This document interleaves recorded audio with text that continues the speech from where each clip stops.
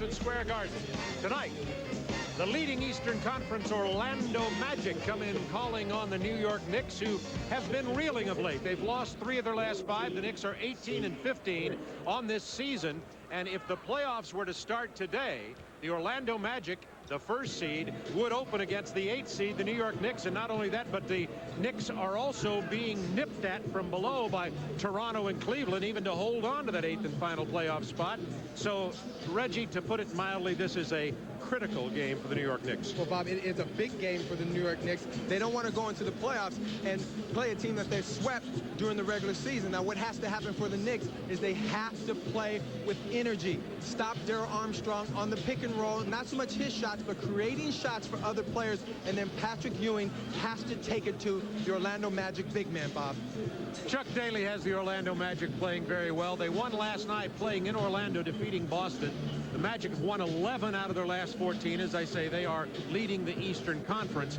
This could be a bit of a booby trap, coming in very late last night or early this morning from Orlando. Well, they have to find ways to score baskets in this game. Chuck Daly talked about it in our meeting earlier. His keys are they control the tempo. They have to get out and run because the Knicks want to play slow down basketball. And, of course, if you want to run, it has to start with rebounding and then, of course, pressure defense. Get out, create some steals, create some easy baskets for the Orlando Magic so they don't have to play that beat-em-up basketball like the Knicks want to play. Last year, the Knicks swept the Magic 4-0. This year, Magic lead the Knicks 2-0, and this is the third and final regular season meeting between the two. In just a moment, we'll be back here to Madison Square Garden for tonight's tip-off between the Orlando Magic and the New York Knicks. This is the first of our doubleheader tonight. After this ball game, we'll be going, there's Ernie Johnson's rental car. We'll be going to L.A. and listen to Ernie Johnson as he previews the Utah and the Lakers game, which will be game 2. Stay with us. It's the way parents always try to insist on doing just what's right for their kids. The way kids prefer getting just what they want from their parents. And it's the way both sides feel even happier when they've come to some mutual agreement. Agreeing is easy at Subway. With every Kids Pack, you can get one of 4 toys from the new animated movie, The King and I, like Dancing King and Anna. Subway. It's the way a sandwich should be.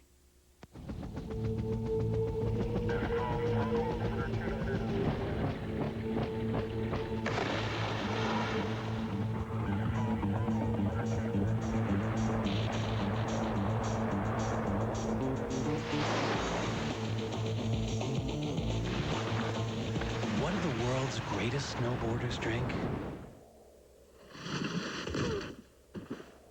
The same thing as the not-so-great ones.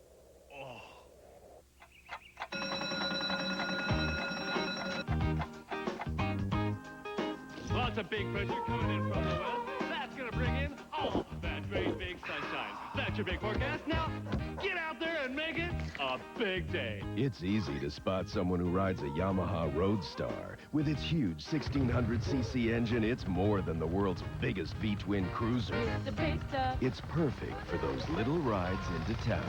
The big stuff. The Stanley Cup was supposed to be here 3 days ago. You hear that? There's 20,000 screaming people that are going to tear me apart. They tear! Thank you very much. Thank you. Goodbye. Goodbye. Goodbye. Stanley Cup! Stanley Cup!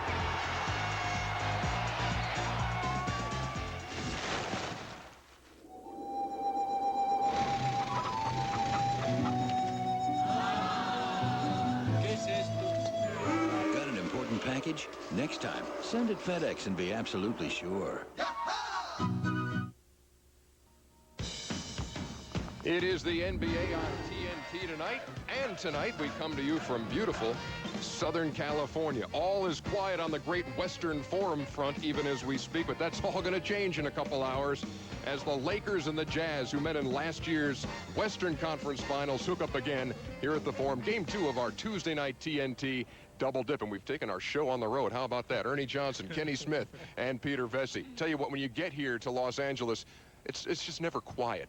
Pick up the paper when I get here, and we hear that Rick Fox is saying we're just fooling ourselves if we think we're championship material, if we think we're the most talented team in the NBA. Some self-doubt, perhaps, a dose of reality, maybe.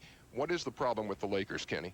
Well, I don't think this is a major problem, but unlike Indiana or Portland, I don't think they can play 10 people and be successful. They have to shorten their rotation down to 8 players. You can't play J.R. Reed, Robert Horry, Sean Rooks, Travis Knights, who's now on the injured list, but when he comes back, you can't play all of these guys 15 to 16 minutes. You have to hurt somebody's feelings. Guys will respect it, but because they'd rather not play 10 minutes. They'd rather play 15 to 25 minutes. They'd rather play consistent minutes than coming in and out the game. I agree with that. I think that when you've made so many changes as the Lakers have, the players have to get comfortable with their roles, comfortable with each other, and the coach, Kurt Rambis, being new, he's got to get comfortable coaching them. Lakers and Jazz game 2 of our doubleheader. How about some headlines around the league? In Atlanta, LaFonso Ellis, it turns out, is out for the rest of the season. He had been on the injured list with back spasms. Turns out now he has a hernia and will not play again for Lenny Wilkens. And some big news out in these parts.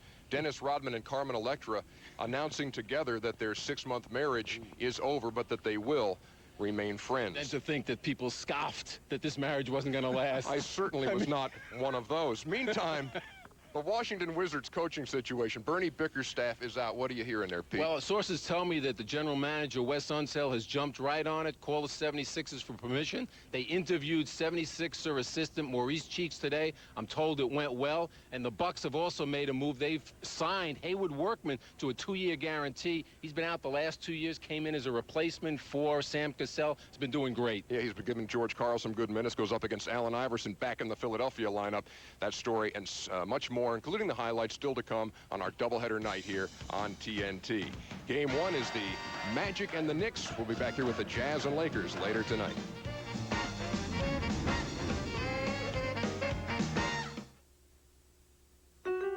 We started this business with a green thumb, a vivid imagination, And a lot of hard work. but before long, I could see we needed help, financial help. So I called American Express Small Business Services. They helped us with equipment financing so we could keep on growing. And with the corporate card, we finally got a handle on expenses. 1-800-SUCCESS was the best call we ever made. With American Express, we've learned what it's like to have a partner you can count on. And a brother.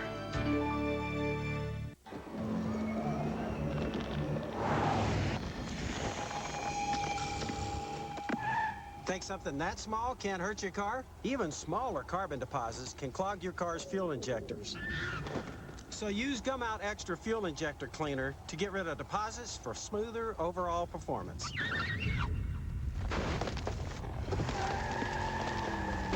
And did I mention better acceleration? Drive your fuel injectors clean with Gum Out Extra. Just stay still. Don't move. Okay, now, does it hurt when I do this? A possible torn meniscus. Is there any pain when I do this? Oh, all right. You've dislocated your patella. I'm gonna have to set it. Hang on. Okay. You are an orthopedic surgeon. No, but I did stay at a Holiday Inn Express last night.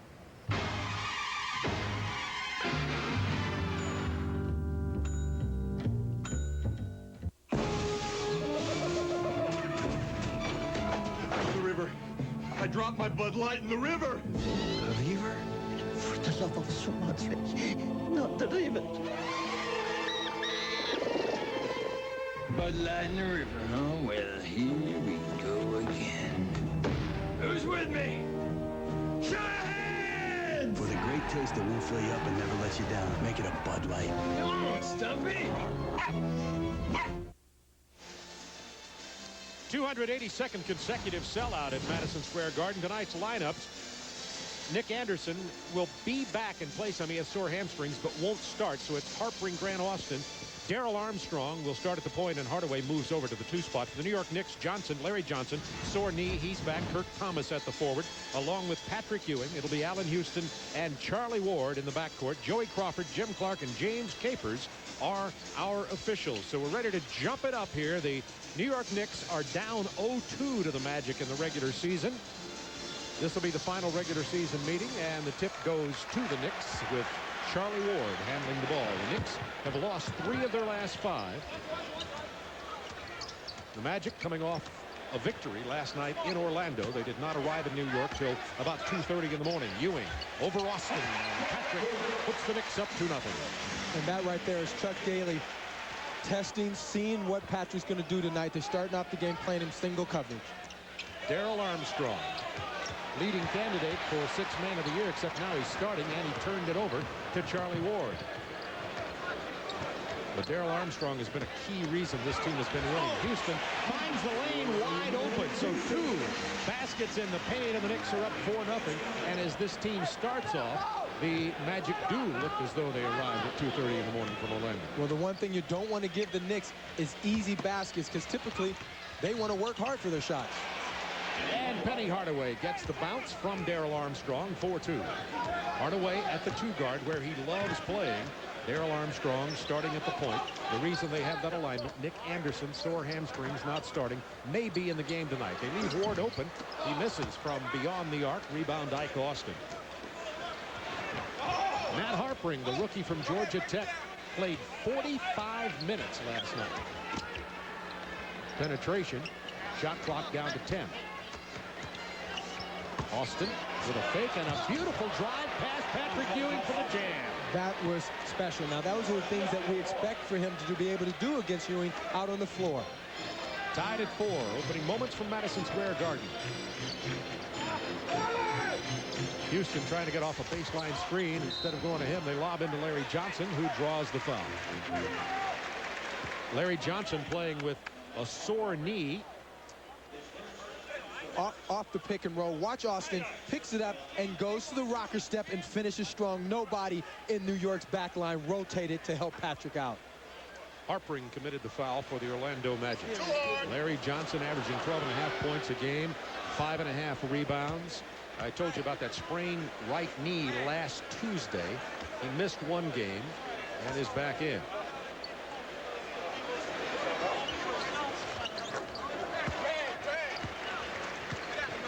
For New York Knicks. Knicks are heading into a very difficult stretch after this game, as though it hasn't been difficult enough. They played 9 of the next 12 on the road and 7 against plus 500 teams. Charlie Ward with the rebound and the long miss. Kurt Thomas to Allen Houston. Houston, sweet jump shot for Allen, averaging nearly 17 points a game. He's only shooting 42% on regular field goals, but he's 44% from beyond the arc. Horace Grant, air ball. Harpring kept it alive. Houston stepped on the baseline. Orlando ball. The Knicks get out and get it up quick. This is early offense for the Knicks, something that they don't do enough of. And Allen Houston burying it from the corner. He's always important if he gets his first couple of shots in the hole.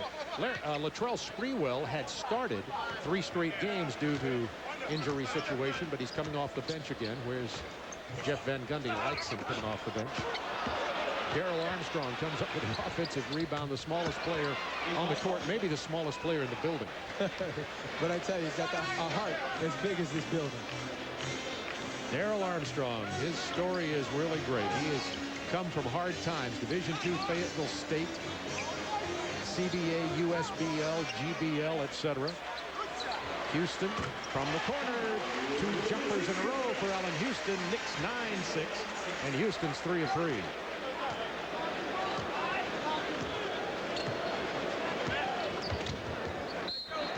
Charlie Ward doing a nice job stepping into the passing lane. Armstrong looked like he telegraphed that pass. 15 on the shot clock. Harpring gets it back into Armstrong. And New York is playing with that energy that we talked about to start, that they have to play with in order to win this basketball tonight. Knicks are 14-4 in this building. They've been struggling only when on the road. They're 4-11 out there. What I like is they're playing tough defense and they're running the ball at the same time. That's a good combination, getting some early offense. Ewing left alone for the 15-footer on the baseline, which is generally money in the bank. This one bounces off the rim over the backboard. And at 9-6 Knicks, Orlando brings it up court. There is Jeff Van Gundy, 4th season. You know already, it is so well documented that Jeff Van Gundy has his feet to the fire, primarily from the New York media. But what's new about that? Not from the players. Players supporting. Ewing said he wouldn't play for anybody but him. Mike Austin looking smooth and comfortable in the paint tonight. But Patrick better worry about Austin tonight, because he is on fire so far early in this game. Yeah, he's 3 out of 3. Larry Johnson, nice pass, Kurt Thomas. Good ball movement for the Knicks. 9 to shoot. Thomas one-on-one with Ewing. He'll just shoot and make it. Well, what's happening so far defensively for the Magic, they're not doing anything. We talked about the pressure that they have to put on the Knicks. They're really allowing the Knicks to get any shot that they want early in this ball game. Jeff Van Gundy said, unfortunately, our team's playing backwards instead of getting better and better and then playing best in the fourth. We play well in the first quarter and then often slump toward the end of the game. We'll see if that holds true here tonight. Armstrong had a double clutch. Shot clock was winding down. 11-8 Knicks. Houston over Horace Grant. Rims out. Ike Austin with the board. Penny Hardaway had 24 points last night against Boston. Armstrong. Ike Austin with the offensive board. Trying to dribble it like a point guard. It's a lot of dribbles for a big man out there, especially if you're not going anywhere. But he shot it from the perimeter like a center. Kurt Thomas to Ward. Interior pass. Ewing blocked by Ike Austin. Horace Grant out to Armstrong to Penny Hardaway. Wanted to take it to the hoop, but Houston was there for good D. Knicks by 3. Shot clock to 10. Austin with a fake right, driving, took steps. I have a feeling Chuck Daly will say, Ike, have you heard the term pass? As the Magic call a timeout. 6:25 to go in the first period.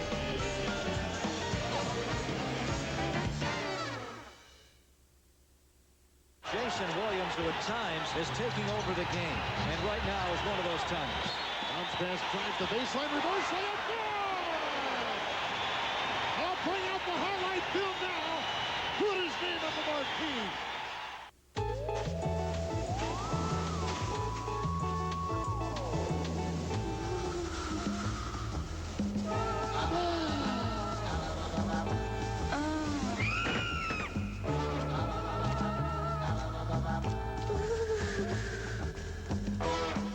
A Bud Light. Aren't you forgetting something? Oh, my wallet. For the great taste that won't fill you up and never lets you down, make it a Bud Light. Oops, I'll get it. Now that is a sweet investment. You have a retirement plan? Oh, sure. Invest, get rich, retire at 45. Well, I'm 58. Huh? Oh, your retirement plan. Who's looking out for your investments? E-Trade, the #1 rated place to invest online. Open your no-fee, no-minimum IRA by April 15th for a $19.98 contribution. Call 1-800-E-TRADE-1 or go now to etrade.com. Universal Studios TNT and the Superstation wants you to go one-on-one with an NBA Power player. Visit Best Buy today to enter the Play with Power sweepstakes. Then watch the NBA playoffs on TNT and the Superstation and experience The Mummy in theaters May 7th. The Toronto lead is still double figures. Christie coming across, gets the ball from Carter. Vince Carter, as he got Hawks. Look at him fly. Vince Carter doing what he does best, the aerial attack. Knicks up by 3 with 6:25 to go in the first period. Nick Anderson not in the starting lineup tonight. Cheryl Miller, what's the latest on Nick? Thanks a lot, Bob. You already mentioned, but Nick Anderson is suited up after missing 3 games due to a pulled right or left hamstring. And the one thing that they have on the bench right now, he is fitted with 2 neoprene sleeves with heat packs to keep that muscle loose. And Reggie, like most shooters, already told me before the game that don't blink, Cheryl. I'm coming in this game with my arm cocked. He's ready to go. Spoken like a true scorer, huh? Nick's averaging nearly 16 points, 5 rebounds this year, and is a key factor this basketball team. One of the original Orlando Magic ball players. Well, I just have to say that he was my rookie our first year. Ward driving, missing, rimming out. Here is Harper handling well on the break. He's at 6'7", just a rookie. Pull-up jumper doesn't go. Horace Grant stole that rebound from Ewing. Ewing caused Austin to have to alter the shot. Armstrong put it back up, and finally, Ewing gets a defensive rebound for the Knicks. It's been about an hour since Orlando has scored. They have missed their last 8 shots. Ewing from 15. Well, we ought to look at their offense right now, Orlando, because Ike Austin is 3 for 4. The rest of the team, 1 for 11. 13-8, Knicks by 5. 5:32 to go in the first period. Penny Hardaway. Defended by Allen Houston, underrated defender. Committed the foul that time. Nice move by Penny Hardaway, though. I like when guys go to the contact. And right there, Penny gave him a nice little rocker step. And as Allen gathers his defensive stance, he goes into him, not really having a great shot, but creating an opportunity to get to the line. Penny Hardaway is a 71% free throw shooter. Coming up next, the Utah Jazz travel to Los Angeles to take on the Lakers at the Great Western Forum in Game 2. Then on Friday, another TNT double dip. First at 8, Phoenix at Utah. Then the Minnesota Timberwolves match up against the Lakers. And Monday at 8 on TBS, the Houston Rockets square off against the Minnesota Timberwolves. Hardaway gets them both. Knicks by 3, 13-10. Penny has been on a tear since he's playing at the 2 guard, averaging about 26 points a game recently, which is up from his overall season average of 15.7. Charlie Ward. See, the Orlando Magic only shooting 27%, and the Knicks field goal percentage just went up higher, 15-10, and Patrick has 8 points in this first period.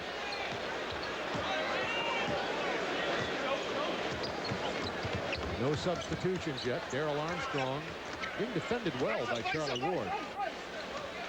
One of the keys to the Knicks defensively was to keep Armstrong out of the middle, and they've done that well. Horace Grant misses, and Charlie Ward has the Knicks running. Bad pass right at the feet of Larry Johnson. It'll be Orlando ball. And Bob, what Charlie Ward is doing to Armstrong is he's playing him with a little bit of a pad.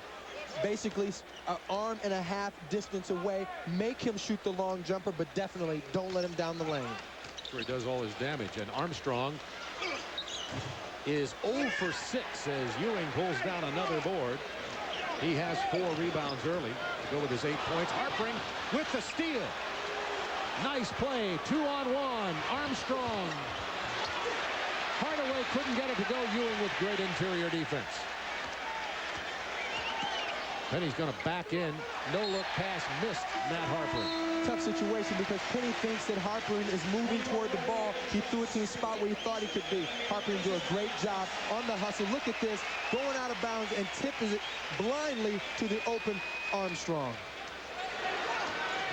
That was a 2-on-1 fast break, and Latrell Sprewell has entered the game. 16 third-quarter points in the loss at Market Square to Indiana on Sunday. Houston, tough shot. Loose ball comes back to Allen. He never gets tired of shooting the ball, but that's his job. Well, the Knicks have struggled a little bit when Houston and Sprewell are on the floor together as they are now. Harpering, good outside shooter with the open jumper. It's 15-12. And that play is made because Penny forces the offense, gets in there, creates the opportunity for Hardy on the other side of the floor. Let's see how Sprewell and Houston work it out with the other 3 Knicks here. What a nice pass inside to Patrick Ewing from Charlie Ward. Very sparing defense so far in this basketball game. A couple of spurts, but that's about it. Both teams getting easy shots all over the place. Charlie Ward with excellent defense on Darrell Armstrong, and he has 6 assists already in this first period. Horace Grant, the leader. Tough shot. Ewing with a rebound. Knicks running. Ward misses the 3. Kirk Thomas rebound. Houston open. He won't miss. 19-12 Knicks. Well, when you're a shooter, all you do is beg for that second opportunity. Get the windage right, and next time it's down in the hole. And Chuck Daly wants and gets a timeout with 2:35 to go in the period. And the Knicks with their biggest lead of 7. 282nd sellout in a row at Madison Square Garden. crepe de chine evening blouse. Can you say svelte? A fabulous Scotty Bass. What in heaven's name? Why, it's a black cotton blend with yellow buttons. It reads 1-800-CALL-ATT for collect calls. Does anybody know where the phone is? I have to make a collect call. Bravo! You can win this hot little sweatshirt instantly when you complete a collect call with 1-800-CALL-ATT. It's the same bargain basement rate all the time. Every week on the Superstation, there's a storm. Thunder. Last week, Ming did a bang-up job on the Barbarian. Then, Saturn showed us his table manners. Thunder, 8:05 Eastern, Wednesday night, only on the Superstation. And now, back to the bold and the flavorful. I'm bored. I'm bored! I need something new. Something that'll grab me and shake me and let me know I'm alive! Have you tried our Chicken Caesar Pita? Looking for something delicious? Try Wendy's Chicken Caesar Pita. Tender chunks of chicken breast, crisp vegetables, and shredded Parmesan. Or our Garden Ranch chicken, both in warm, soft pita bread. Oh, Dave, where have you been all my life? Well, I spend a lot of time in the kitchen. Wendy's fresh stuffed pitas taste good. Mondays are so weird on Disney Channel. Meet Fee. Cybergirl's looking for little green Martians again. She's got a rock star mom.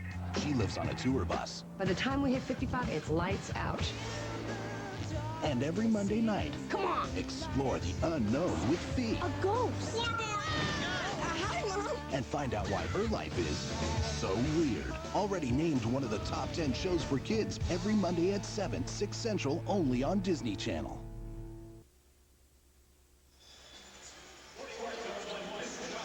Knicks with a 7-point lead, 2:35 to go in the period. Chris Childs comes in for Charlie Ward for the Knicks, and Chuck Daly just finished giving his words of wisdom. And part of that, or part of his wisdom, is getting Nick Anderson playing on the sore hamstrings into the game. Number 25 will inbound play from the sideline.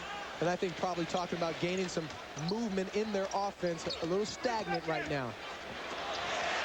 Chris Childs got his hand on the ball with Armstrong, and he turned it over. Sprewell back into the game to Patrick Ewing. The leaner doesn't go. Rebound, Nick Anderson.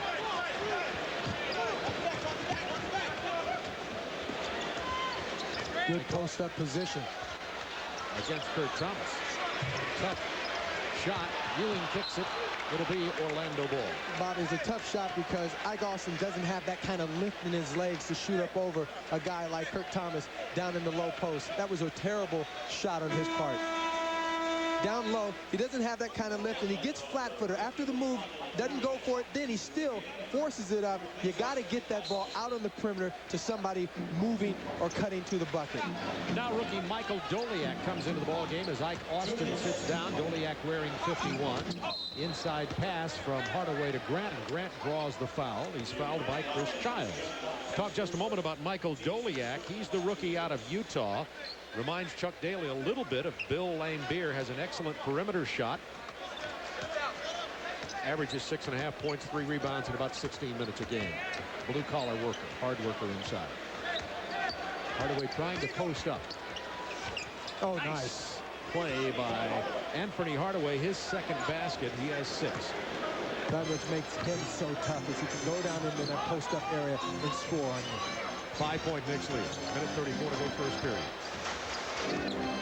Chris Child, Charlie Ward virtually split playing time at the point. Ewing with the rebound off the Houston miss. Ewing against Doliak. And one as Michael Doliak fouls Patrick Ewing. And Patrick looks at Michael Doliak and says, oh, I got a little one on me. Checks him out, looks at him in the corner of his eye. See, he waits for him to gather his feet and then just takes him to the rack with authority. Nothing the young fella could do about it. Doliak was only 13 years old when Patrick came into the league. Patrick 6 of 9 field goals, 12 points already. And right there, he treated him such. Neil Armstrong has not scored yet tonight.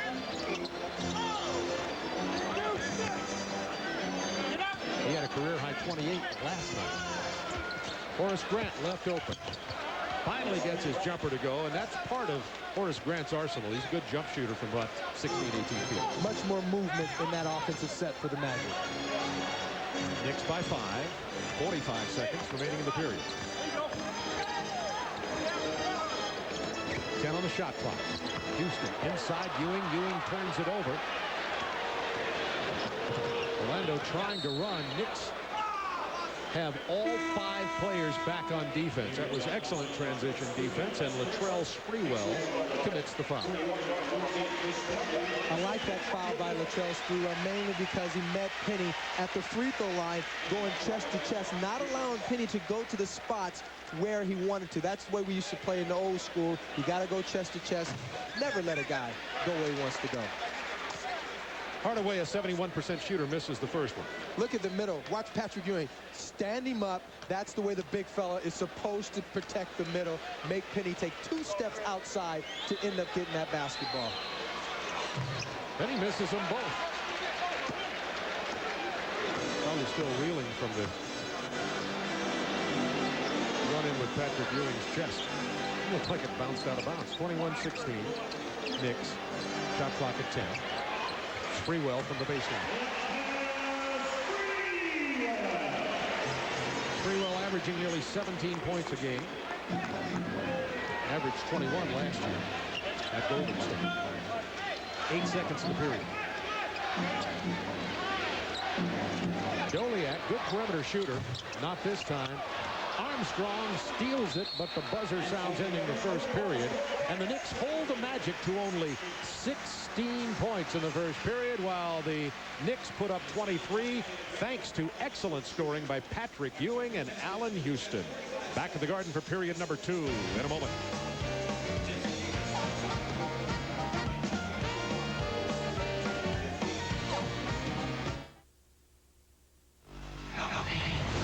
TNT presents a story about taking on the mob, saving those you love, and running out of time. From the writer of Saving Private Ryan, get out of the house. Treat Williams, Kim Cattrall. I'm staying here with you. I've got to distract him. Finish it. Hold it! Hold it! 36 Hours to Die. See it for the first time anywhere. Sunday night at 8, only on TNT, the best movie studio on television. This is a world only a few know well. A world of risk and uncertainty, where the roads can take you to success or prosperity, or sometimes to no place at all. This is the financial world.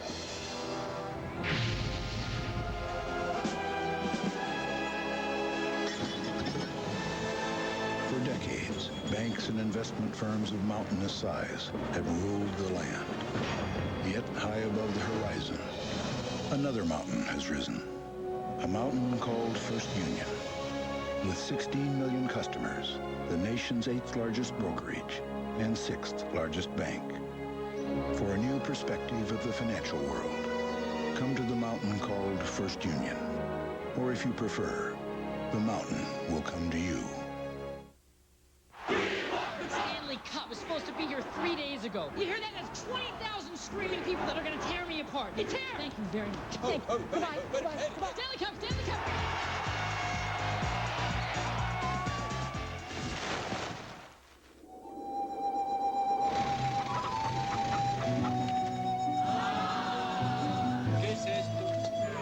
Got an important package? Next time, send it FedEx and be absolutely sure.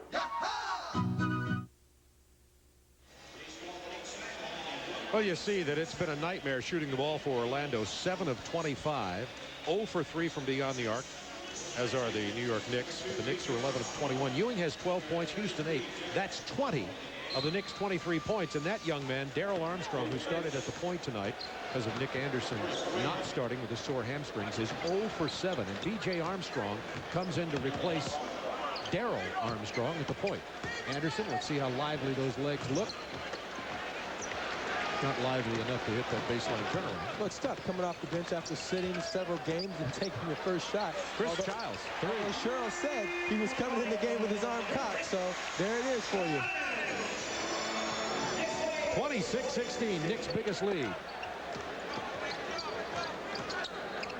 B.J. Armstrong lost the handle. Child playing some tough defense on B.J. B.J. no longer a child. This is his 9th year, although he still looks like he's about 16 years old. 31 years old, 3 rings with the Chicago Bulls.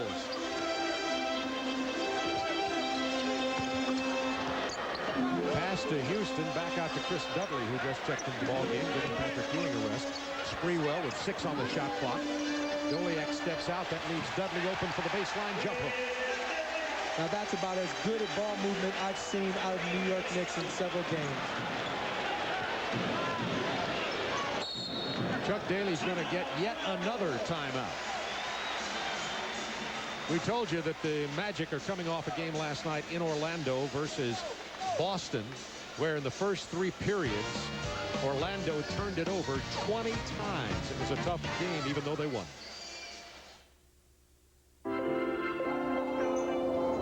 A hotel phone, a fax and modem are not enough to feel connected.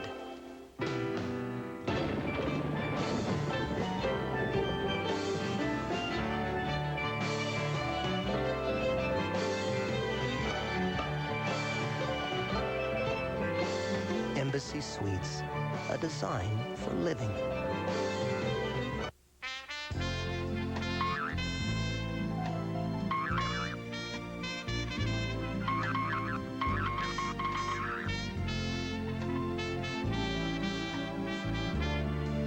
Fortunately, there's Nasonex nasal spray, an effective nasal allergy prescription medicine taken once a day to relieve nasal allergy symptoms, indoors and out.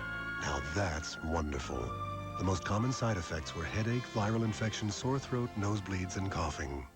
What's the worst that can happen to us, Ray? Life! They came. You mess around with me, there's gonna be consequences and repercussions. They saw. One of y'all wanna hit me down my back? We gotta get out of here. They wanted out. From the producer of The Nutty Professor and Liar Liar. Eddie Murphy, Martin Lawrence. You about to make me fall, Ray. The whole deal and don't say nothing. Life. Oh, gee, damn, one of my toes in the bottle, Ray. Rated R. Starts Friday, April 16th at theaters everywhere. Hi, everybody. Bob Lorenz in our Atlanta studio. The Toronto Raptors out to win their franchise best 7th in a row, but the Miami Heat are making it tough. The Heat out to a 6-point halftime lead on the strength of things like this. Jamal Mashburn swinging it through the paint and dropping it in. They lead it big now in the 3rd. Zoe working the double-double in that game against the Raptors. We will have more coming up on the AT&T halftime report from Atlanta and L.A. Now back to Bob, Reggie, and Cheryl at the Garden. Thank you, Bob. The Heat have lost 6 of the last game, as you can see there, and the Toronto Raptors playing very well. By the way, in the New York papers today, Charles Oakley, former Knick, who's at Toronto, is not happy with Toronto's offer on his new contract. Said if they don't give him more, he'll be happy to play anywhere else. Nice moves inside by Penny Hardaway. 28-18, Knicks by 10. Strong move by Penny Hardaway, going to the offhand, using the offhand. Penny has 8. That stopped a 7-0 New York run.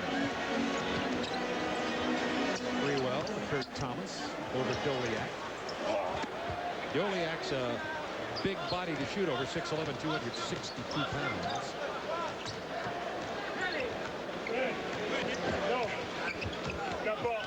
B.J. Armstrong looking for something. Interior defense is really incredibly good by the Knicks. Finally get it to Goliak. They wanted Nick Anderson, but Sprewell was all over him, and he gets the rebound. Good defensive set by the Knicks all the way around. Sprewell, that's an offensive foul at the line, running into Nick Anderson. That's 2 on Latrell Sprewell. Sprewell has a tendency to be a little bit out of control, but right there you see Nick firmly planted. Spree, one more move, let's say behind the back and go left. Easy for you to say, but oh, the game is easy from over here. B.J. Armstrong in place of Darrell, who started at the point. Darrell went 0 for 7. B.J. with the turnover, but it's recaptured by Derek Strong. Back to Hardaway into the paint, and Hardaway has 10. And Bobby has such a great first step. You see how he just gives a little bit of a rocker step and explodes through the middle. Knicks lead cut to 8. Chris Childs wanted to lob it inside, but the lane was jammed. He was looking for Latrell Sprewell. Larry Johnson was also in the lane for a moment, and then he ended up in the $2 million seats over there on the baseline. There's something like that. Maybe not quite $2 million, but they're expensive. Nevertheless, this place sells out time after time. The Knicks are 18-15, and these fans who pay their money here want more. They definitely want more, and they're not afraid to let you know it. Hardaway, who's been playing well against Latrell Sprewell, with 10 on the shot clock. He's posted up but way out there. And one. That's 12 and a chance for 13 for Hardaway, and Sprewell's having his problems with Penny. Well, he's working hard defensively, but you're going against a guy who's feeling real good. Isolation basketball, turns baseline. Now watch him hold it, body language. Right there, he held it and then flipped it up over the defense. And Chris Dudley is not an easy one to get it up over because he will block your shot. Hardaway converts the three-point play, and the Knicks lead of 12 has been cut to 5 with 9:09 to go in the half. Hardaway has 13, has all 7 of Orlando's points in this period. Sprewell kicks it to Thomas. Shot clock to 10. Larry Johnson with the double team inside to Thomas. Touch pass to Dudley. And that was very nice. That's 13 assists for the Knicks on 14 field goals. Big time, Bob. Lead back to 7. This committee point guard, Ward and Childs, doing a good job for the Knicks defensively. Shot clock down to 8. Hardaway, after Childs fell down, misses. Anderson with the rebound. Saw Dudley, decided to pull it out with a new shot clock. Penny Hardaway back inside again. Dudley saves it to Sprewell. This is where he's at his best. Childs. Thomas. Magic back quickly. They pack that paint. Sprewell slashing and missing. Rebound Derek Strong. B.J. Armstrong. Anderson takes the 3. Derek Strong had the ball, and he was fouled, I believe, by Dudley. And that's 2 on Dudley. Dudley giving Patrick Ewing a rest. Probably see Patrick back in here at about the 7-minute mark. 7:56 now to go in the half. Armstrong backing in Childs. Knicks ball. Tough situation right there, Bob. Playing tough offensively. Got a mismatch with Childs down there, but doesn't get it because Childs' center of gravity is low, and he keeps his feet together. Look at that. Doesn't go for anything Penny has to offer on that offensive sequence. Both Ward and Childs playing excellent defense here tonight. Pass inside to Thomas, who can't control it. Back to Larry Johnson. It'll be Orlando ball, trailing by 7. 7:31 to go in the half. And Bob, even more of a tribute to Penny Hardaway because I think Ward and Sprewell have played good defense against him, and he's still getting to the hole. Chuck Daly's money pick and roll not effective here tonight. Inside to Doliak, and 1. It was a nice pass by Penny Hardaway. Well, when you're really being offensive minded like Penny is right now, the defense has to pay extra attention to you. Therefore, you look at it and watch when Penny gets the ball, all the eyes and all the attention. Dudley steps out to try to help out, and his man rolls to the bucket, and of course, the defense too late to get to help out. Patrick Ewing checking back into the game. That was the first personal, by the way, on Larry Johnson. There's a good look at the young man, Michael Doliak, 21 years old. His initials are MD, which reminds me to tell you that he wants to be an orthopedic surgeon. Magic on a 10-2 run. They were down by 12.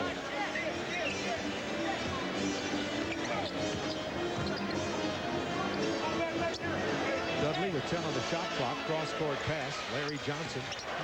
There's one of those threes you don't like.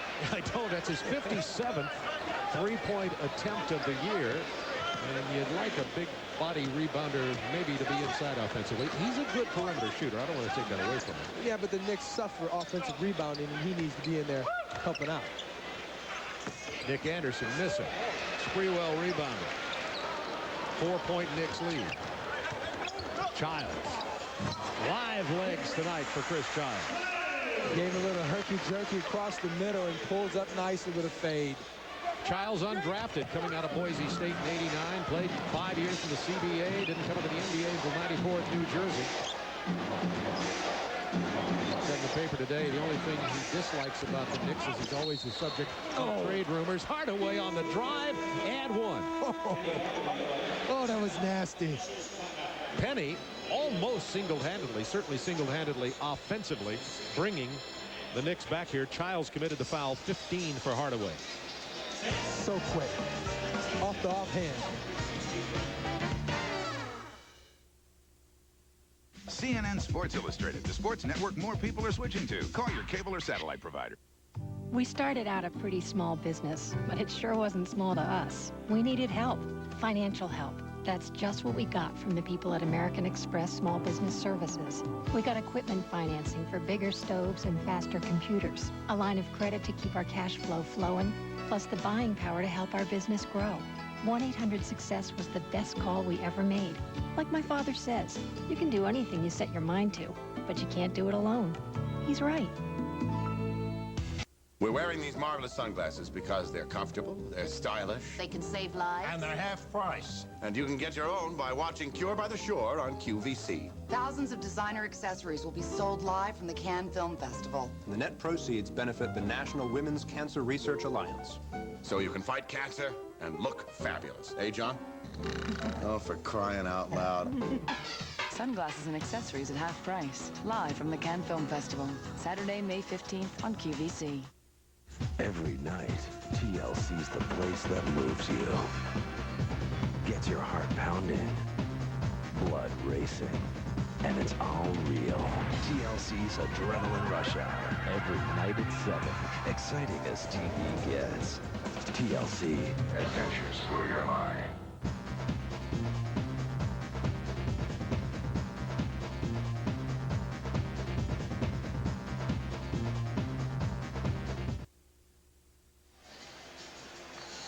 Tomorrow night, see the true story of courage, strength, and glory when a group of Marines will do anything to defend what's right. Watch the siege of Fire Base Gloria tomorrow night at 8 on TNT.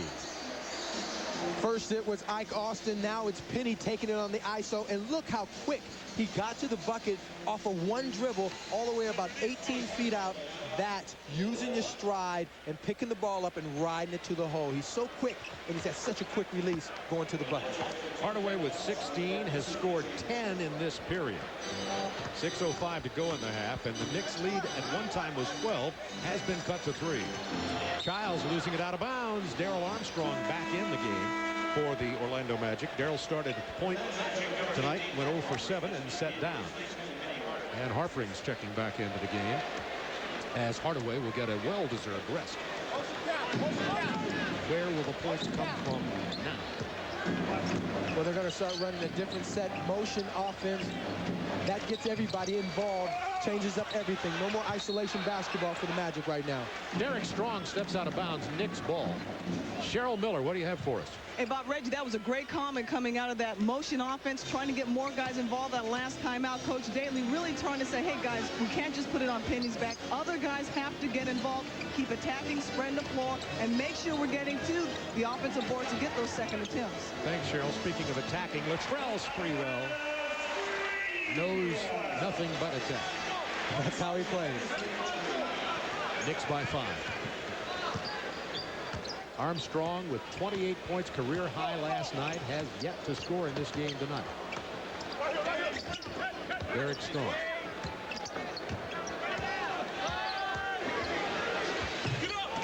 Rebound Dudley. I almost had the ball. You know, if I get it, I'm going to shoot it. And if I get it, I'm going to pass it to someone other than you. Please do. But I, once again, didn't get it. Look at this. Bench points. Knicks 13, led by Childs. Orlando's bench has been non-productive tonight.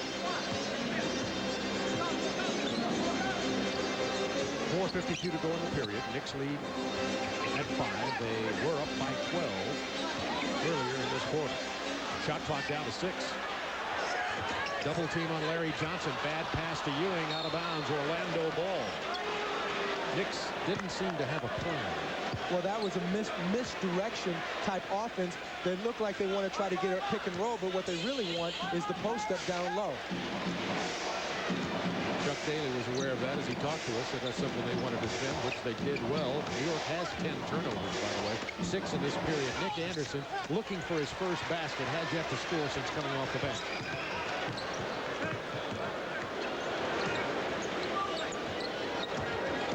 Harpering trying to defend Sprewell. Tough job for the rookie. Now Harpering on Larry Johnson. Interior pass broken up. Goliak defending Johnson.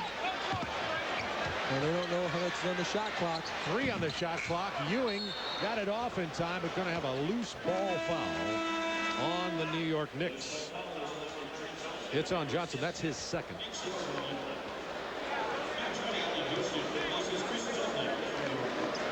As Allen Houston gets back in, I want to remind you to tune in to NBC at 2:30 Sunday for Showtime, followed by regional coverage at 3 p.m. of New York at New Jersey, Houston at Utah, and Seattle and Los Angeles Lakers on our colleagues at NBC.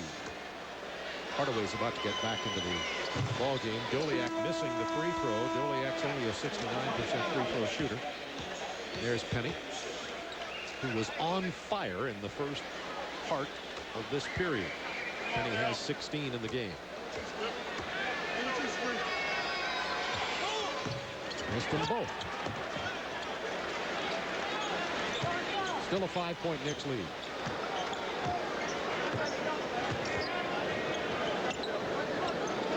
Armstrong and Childs, what an interesting matchup. Both had to claw their way up from the CBA. Latrell Sprewell didn't ever think of CBA. Well, he can get him up quick. And you know he can score in bunches. And I have to think that for the Magic, this is a good half of basketball for them. Being tired playing last night, not shooting the ball well. And of course, they're very good at winning games down the stretch. So if they stay close, they're always got a chance of pulling it off. Armstrong with the drive, his first basket of the night, and he'll get an opportunity to convert that drive into a 3-point play. Childs just picked up his third personal, by the way, and Charlie Ward will get back into the game for the Knicks. Now, the Knicks are playing tough defense in spots on the floor, but as the clock is running down, after they play 10-15 seconds of tough defense, they're allowing the Magic to break them down defensively and get into the guts of the defense. Goliak kept it alive. Ward came up with it. Knicks once again by 5.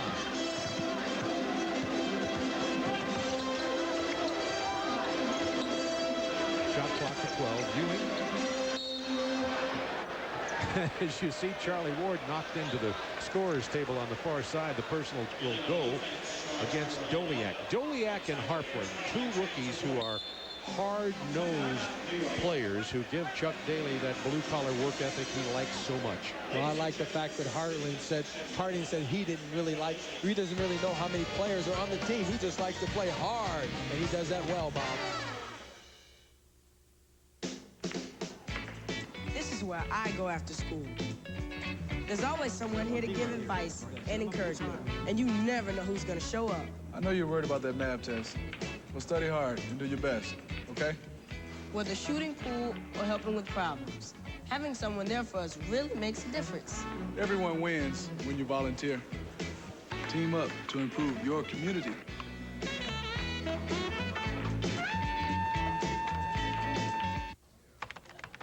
Hey, Jeff, what you doing? Just buying a ticket online for my golf trip this weekend. Whoa, Mr. Computer. Is the phone too low tech for you? No, but if I book online, Delta gives me up to an extra 1,000 bonus miles, and I can check out things. The weather, hotels, even my Sky Miles account balance. Oh, and looky there, you have just enough for an extra ticket. And I don't have any plans this weekend. Not a chance. Come on. No. I'll carry your clubs. Don't care. They're heavy. You're desperate. 4! If I was a window washer, an architect, a security guard, or a farmer, instead of a famous basketball player, would you care what I drink? Would Sprite not taste the same? Would I be doing this commercial?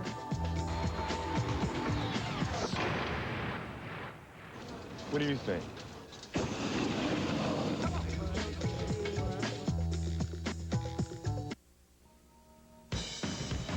At the Great Western Forum, Ernie Johnson, Kenny Smith, and Peter Vesey. In just a few moments, we'll have the AT&T halftime report. Bob Lorenz in Atlanta will have the scores and the highlights. Why are we here at the Forum? Because it's game 2 of our doubleheader, the Jazz and the Lakers. Right now, let's get back to the Garden to Bob Neal and Super Reg. Super Reg. That's my guy. Ernie and the gang in Los Angeles tonight, playing Hollywood on us. New York leading it by 5, 36-31. Talk about Doliak and Harpering. There's a shot of Michael from Utah, 21 years old. Ward gets it to Ewing, who drew an immediate double team. Houston faked the perimeter shot, which you have to honor. Hardaway stepped toward him. Houston went around him, and Allen has 10. Just excellent offense by Houston, allowing Penny to come from way on the other side of the court and run at his shot, and just gave him a little head fake and went around him. Illegal defense called against the Knicks. That's the first one. Here's a look at Allen. Allen Houston waiting on Penny. See him running, coming to get into the picture. Allen gives him an eyebrow and takes it to the hole. Nobody helps out Allen with the George Gervin finger roll. Gives him the eyebrow and gives him a George Gervin. I love your way with words. Knicks by 7. Armstrong, who's only 1 for about 8. Got 2. Yeah, 1 for 8 tonight. Charlie Ward picks up the personal, his first. Team foul situation. Knicks are over the limit. Yes, over the limit. And the Magic committed only 1.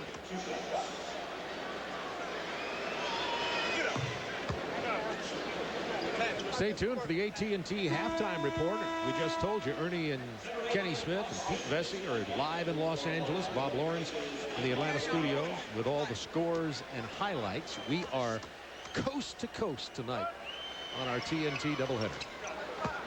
Armstrong with the free throw. It's back to a 5-point Knicks lead.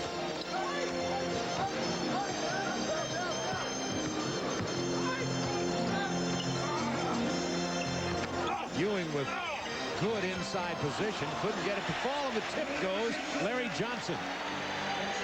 Sort of. Well, he'll get credit for it. Yeah. We'll put it that way.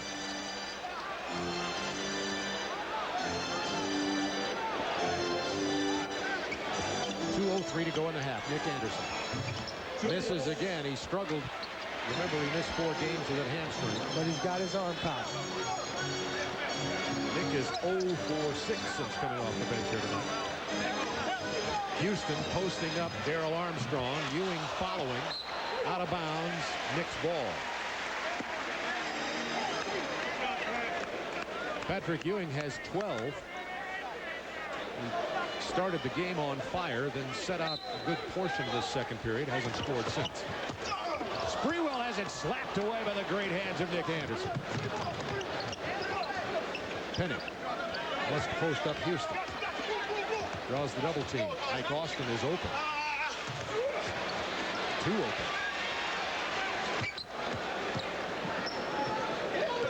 Minute 25 to go in the half. Knicks by 7. Led by as many as 12. Austin on Ewing. 10 on the shot clock. Patrick with that tough move inside. And 1. Austin commits the personal. Oh, Bob, it didn't look pretty, but it was real effective. I thought going to the most difficult spot on the floor to try to score, going away from the ball. Austin even bumps him, and Patrick still knifes in and gets the shot off, and possibly the N1. And almost won. 42-33. Knicks by 9 with a minute 10 to go in the first half. Patrick Ewing entered that exclusive 20,000 point, 10,000 rebound club just a couple of weeks ago. 5 on the shot clock for Hardaway. There's the double team. He's going to have to put it up anyway. Ward keeps it alive. Latrell Sprewell doing what he does best, and that's playing in the open court. Turned it over that time, but then got it right back. Look out, Houston. Rebound Austin. Out to Hardaway. Armstrong, look at a bounce pass. The reverse doesn't go. Look at that play. That looked like football. Anderson to Armstrong. The floater on the baseline. Got that one to go last night. It doesn't go tonight. Knicks with a rebound. 18 seconds. Patrick has 16. And the crowd on their feet as the Knicks build their lead back to 11. And Bob, that may look to some people as sloppy basketball, but this is a basketball game guys are working very hard at. That play was good hustle, good work on both ends of the floor. That certainly got the crowd back in it here at the Garden.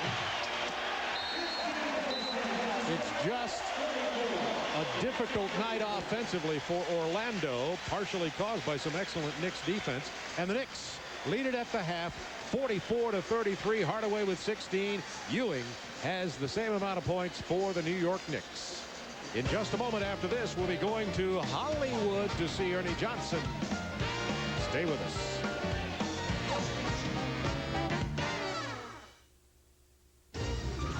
Go to the net, NBA.com.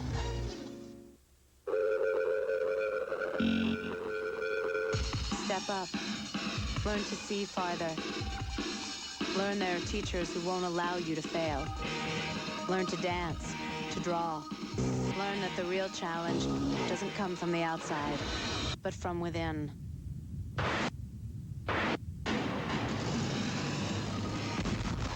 that there's more to you than you ever knew. Be all you can be. In the language of betrayal. Why am I taking these chances? This means I love you. Hi, Ben. This means it's over. This means we're rich. For $9. I can't believe we're actually doing this. Jake and Peggy were having an affair. I want you to kill my wife. And this means goodbye. One bike, two bodies. One's regular, one's extra crispy. Goodbye, Lover. Rated R. Starts Friday, April 16th at a theater near you. The reason for coming to Home Depot, number one, is me. Ooh, did I get you? I use most of the equipment here myself. I can't think of any piece of power equipment here I don't use. Don't worry, I like the tree. So therefore, I feel comfortable talking to you, the customer, and telling you what you should be using. I have everything that you're going to need, no matter what size yard that you're taking care of. Toro, Scott's, Black & Decker, Honda, Hula, Lawn Boy. This is my candy store. Got all my tools. It's another beautiful day. I'm walking on sunshine. One of those days you never want to lose to seasonal allergies. And don't it feel good? Talk to your doctor about Claritin. Just one Claritin tablet daily brings you 24 hours of non-drowsy relief from seasonal allergy symptoms.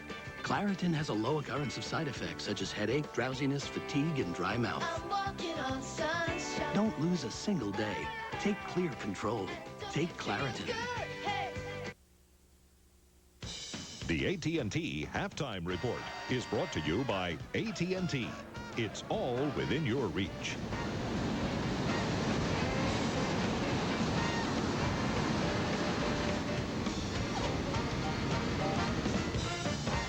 They have played 24 minutes at the Garden in New York. 33 points for the Magic, nearly half of those, 16 scored by that guy, Penny Hardaway.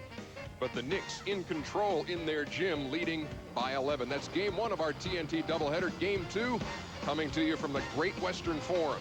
A rematch of last year's Western Conference Finals as the Jazz take on the Lakers here on TNT. That'll be in game two, and that's where we are, having taken our studio show on the road. Ernie Johnson, Kenny Smith, and Peter Vesey. The Orlando Magic here in game one. They lead the Eastern Conference record-wise, number one seed right now, but not much offense aside from your guy Penny. Yeah, Penny's playing great. I think overall, Darryl Armstrong being able to move him over to the second guard position has enabled him to have two advantages. Now he has size and speed over the most shooting guards, where normally against a point guard, he just has size. Here he is, post up Allen Houston. He's able to get in, use his size and his strength and his quickness. Three things now that he didn't have against a point guard. The problem is, though, is when Darryl Armstrong comes off, starts instead of coming off the bench, they don't have that amp speed. The Magic like to lull you to sleep, not make your opponent work too hard at the beginning of games, and then they bring in Armstrong to amp it up 2 gears. So In this game, though, if you let the Knicks play like they're playing and push them around, push the Magic around, that is their one weakness. Everybody says in the league, they are a soft team, and the refs are letting them play today. Knick advantage. The Knicks lead it by 11. Patrick Ewing leading the way for New York with 16. I know there's other action going on this Tuesday night. And for that, let's go back to Atlanta now and Bob Lorenz. Bob? All right, thanks, Ernie. There is indeed a lot of action. We want to get right to it with tonight's fast break, starting with the Heat and Raptors from Air Canada Center. Let's find out what's on the Vince Carter rookie highlight reel tonight.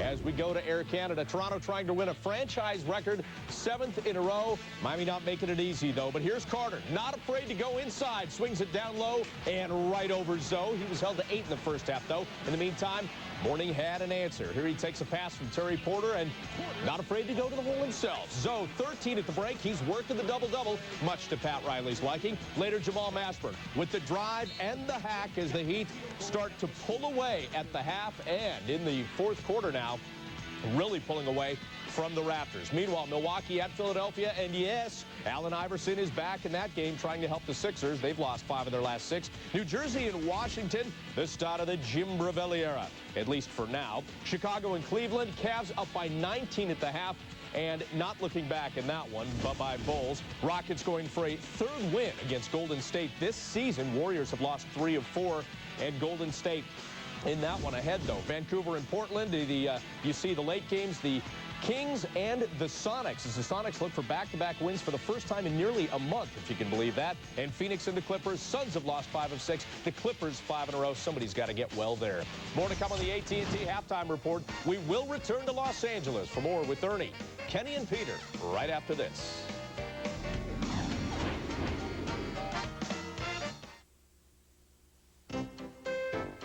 To help you remember 10, 10, 3, 4, 5 long distance, we're here with the number 3, 4, and 5 hitters of a very important major league team. Now, I don't know much about baseball, but I do know that with 10, 10, 3, 4, 5, calls are always 10 cents a minute. No minimum talk time and no monthly fee. I don't want to run your gig, but I don't hit. Oh, well, stick with it. Maybe someday you will. Dial 10, 10, 3, 4, 5, the simple way to save on long distance. A little chicken music, please. 5 bones connected to the...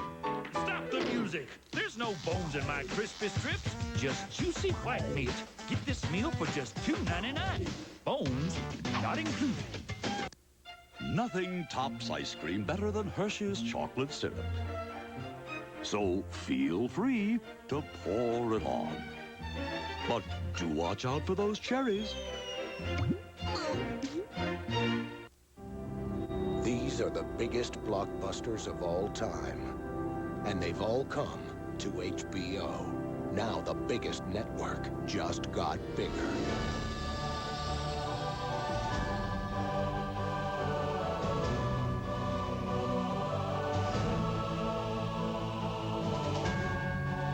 The biggest movies, the best movies, only one place, HBO.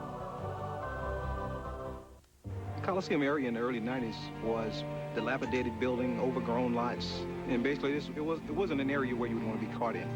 Oh, now they can't believe it's the same area. When people come in, they said, well, where do these houses come from? But is this the same neighborhood? Home ownership is the main ingredient. When you own your own home, it gives you a feeling you belong. You stand for something. We look at the neighborhood and we look at the house and we feel like we've accomplished something. The Fannie Mae Foundation.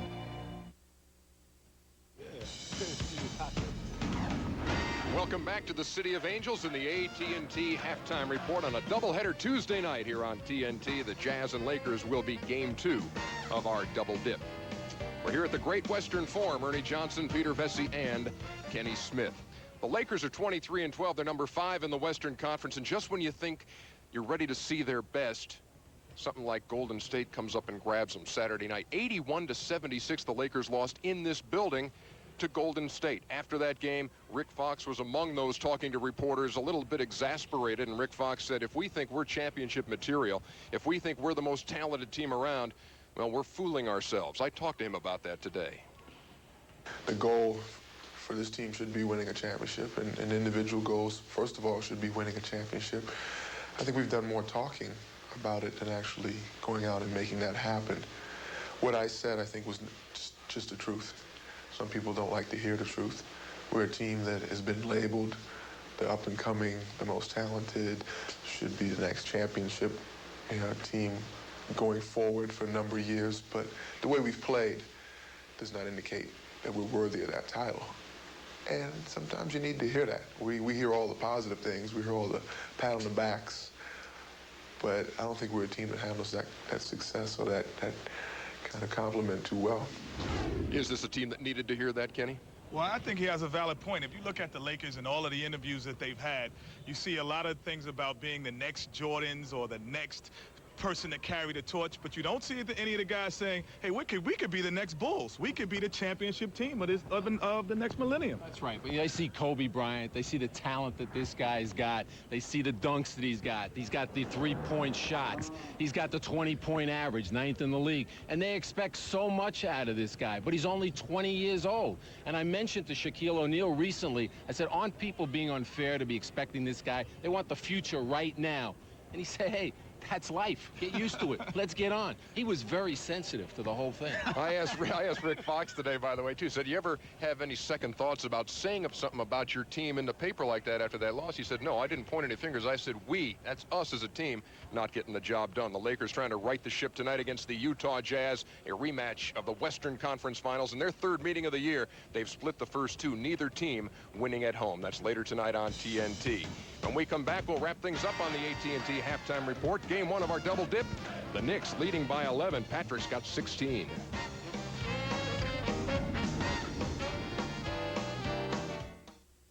Slam dunk. Win a Nestle Crunch. I can do that. You're not afraid of heights, are you? I can do this. I can do this. Hey, Grant, look what I got. Chocolate. Grant has left the building. It's crunch time. Give me that crunch bar. I knew you could do it. Nah, you didn't think I could do it. Yeah, I did. No, you didn't. Did too.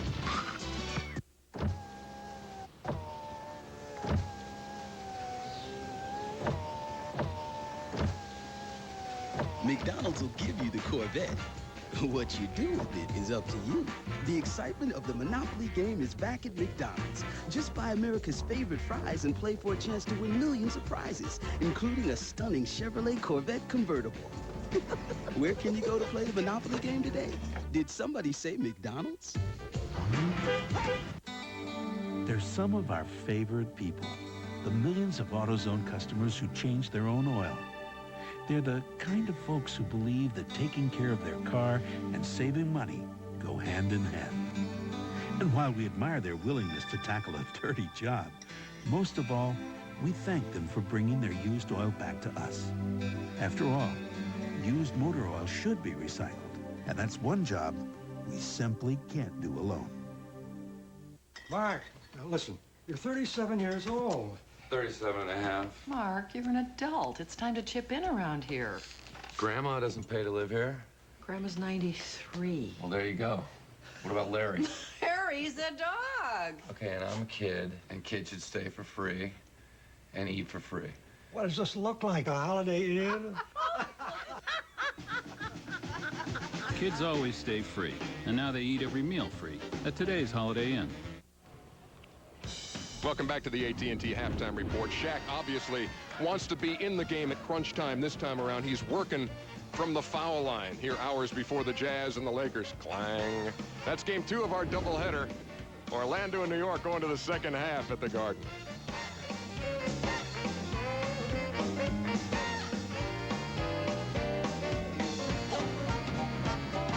The AT&T. We've been watching you. Every time you move, every time you bend, every time you breathe. That's how we got to be the best, most advanced sports nutrition company in the world. Twin Lab, we can't stop thinking about your body.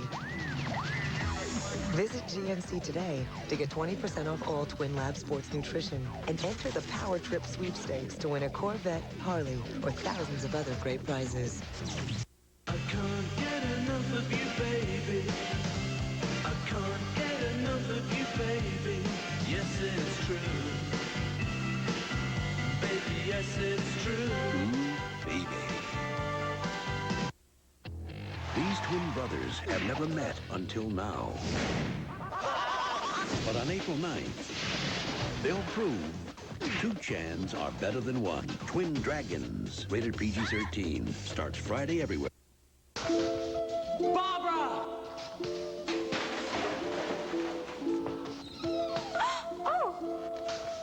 I've come to take you away. What about the guards? Ha! I'd battle an entire legion for you. Barbara. Wow. This pita's good. Eat a Wendy's fresh stuffed pita filled with all those wonderful things like fresh vegetables and chicken, and wonderful things start to happen. Wendy's fresh stuffed pitas taste good. Watch the hair.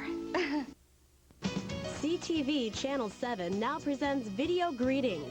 This is your chance to send a personal message to that special someone through your television. Video greetings are perfect for any occasion. Birthdays, anniversaries, holidays, graduations, and more. Your video greeting could look like this. Or this. For more information, contact Amy at 831-8930, extension 431.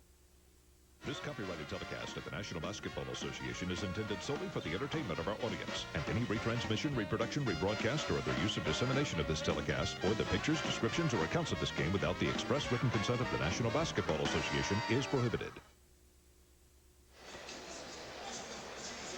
Are the New York Knicks on their way to their 5th sub-70 defensive performance? Well, at halftime, they certainly are, holding Orlando to only 33 points. Now, Penny Hardaway is 6 of 12. The rest of the Orlando Magic are 7 for 35, Reggie. Their Knicks are putting some defense on the Magic. Hey, they're playing sort of like they played last night in a tough basketball game. Yeah. Problem is that they're shooting so poorly, like 27%. And only have 6 assists, that Chuck Daly elected to go isolation with Penny Hardaway and Ike Austin to try to at least narrow the gap. I think that's a good move considering the fact that they're shooting so poorly from the perimeter.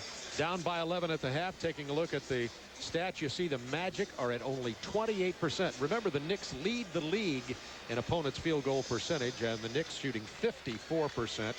The 11 offensive boards have kept the Magic from being blown out of here, but Patrick Ewing is doing nothing to help Orlando. Well, Patrick Ewing, 8 for 14, 16 points, big, and we talked about it at the start of the game. One of the keys had to be Patrick going to the hole, making things happen, getting the Magic big men in foul trouble. Patrick Ewing, 19 minutes, 9 boards to go with his 16 points. And Ike Austin has 6 points and 5 boards. That's the center matchup here tonight. Nick Anderson did not start the game. He had missed 4 with bad hamstrings, came off the bench and went 0 for 8 from the floor, did Nick Anderson, and that goes with a 1 for 10 performance for Darrell Armstrong, and you start seeing the shooting woes, except for that man Hardaway, for the Orlando Magic. And let's go to Cheryl Miller. Cheryl. Thanks a lot, Bob. Obviously, Coach Daly, a little concerned about the team's lack of energy. A lot of that is attributed to, obviously, their game last night, but he's not making any excuses. When you have 2 of you guys, Armstrong and Anderson, 1 for 18, simply told him keep shooting it. But the main concern is at the defensive end on Patrick Ewing. They have to body up, make it a lot tougher for the big men to get the easy shots, Reg.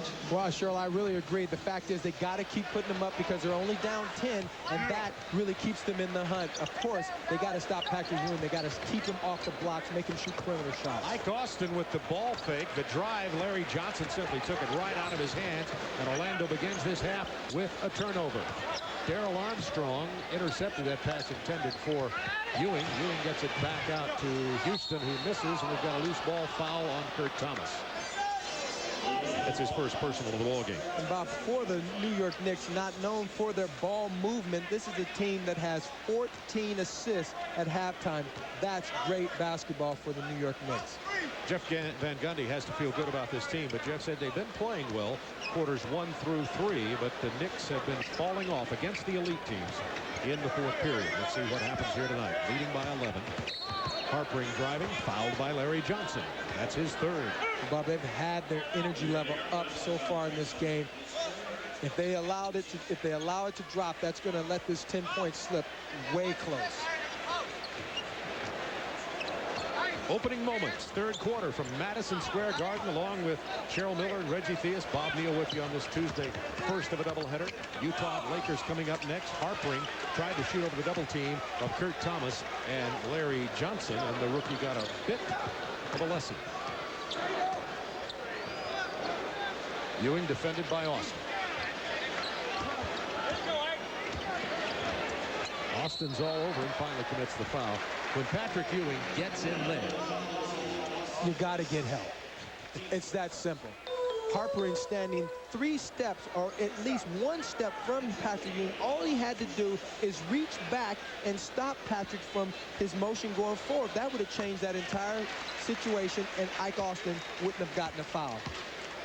Ike Austin, who's had weight and conditioning problems his whole career. Chuck said he came in a little out of shape when he signed as a free agent with Orlando, but he looks in pretty good shape here. He's keeping his weight pretty good. Well, Bob, when you don't have a training camp for big guys, sometimes that is the kiss of death with their weight.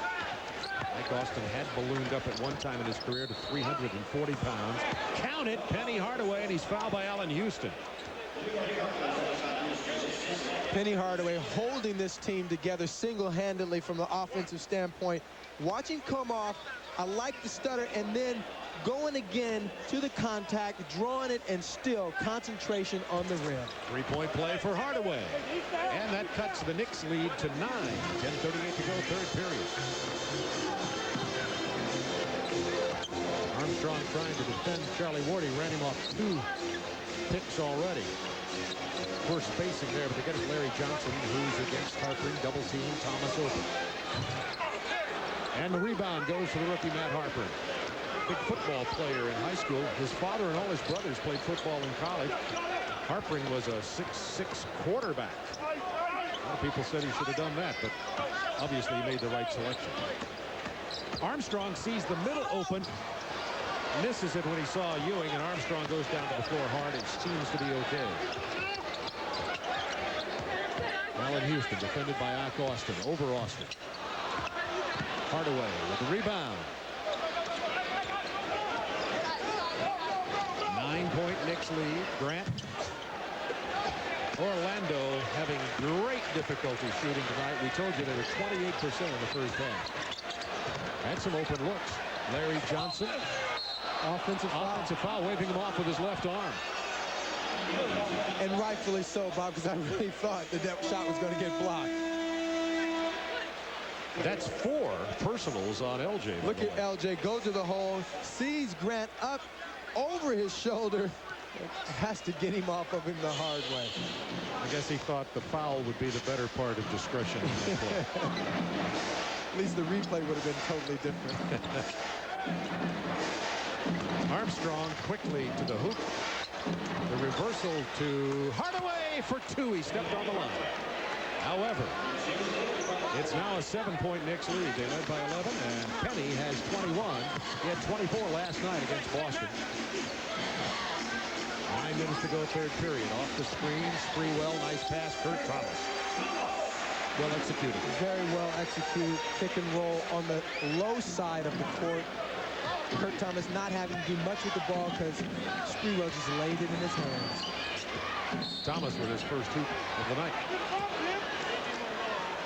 Personal's going to be on Sprewell. That'll be his third.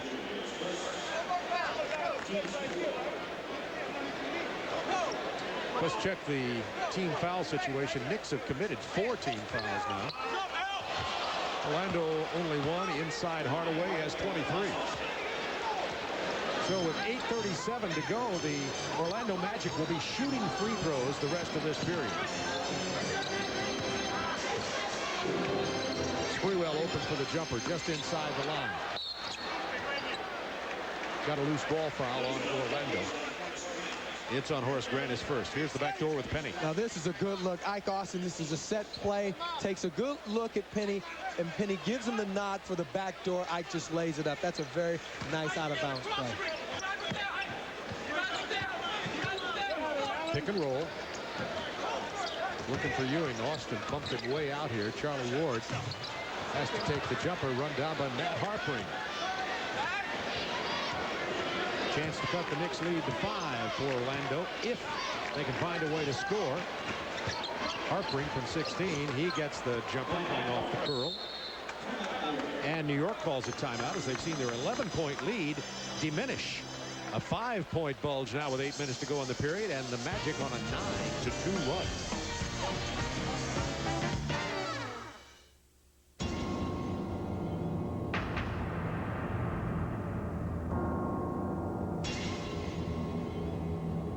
I'm 6'10", 245 pounds. There are probably a lot of kids who wish they were as big as I am, not because they want to play basketball. It's so they can protect themselves from an abusive parent. If you want to get physical with your kids, give them a hug. Now that is a sweet investment. You have a retirement plan? Oh, sure. Invest, get rich, retire at 45. Well, I'm 58. Huh? Oh, your retirement plan. Who's looking out for your investments? E-Trade, the #1 rated place to invest online. Open your no-fee, no-minimum IRA by April 15th for a $19.98 contribution. Call 1-800-E-TRADE-1 or go now to etrade.com.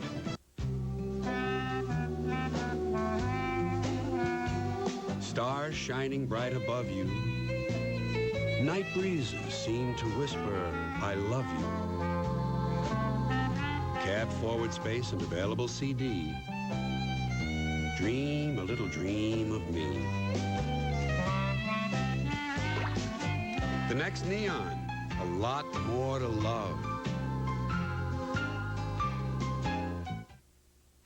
The NBA on TNT. Brought to you by 1-800-CALL-ATT for collect calls. By E-Trade, the #1 rated online broker.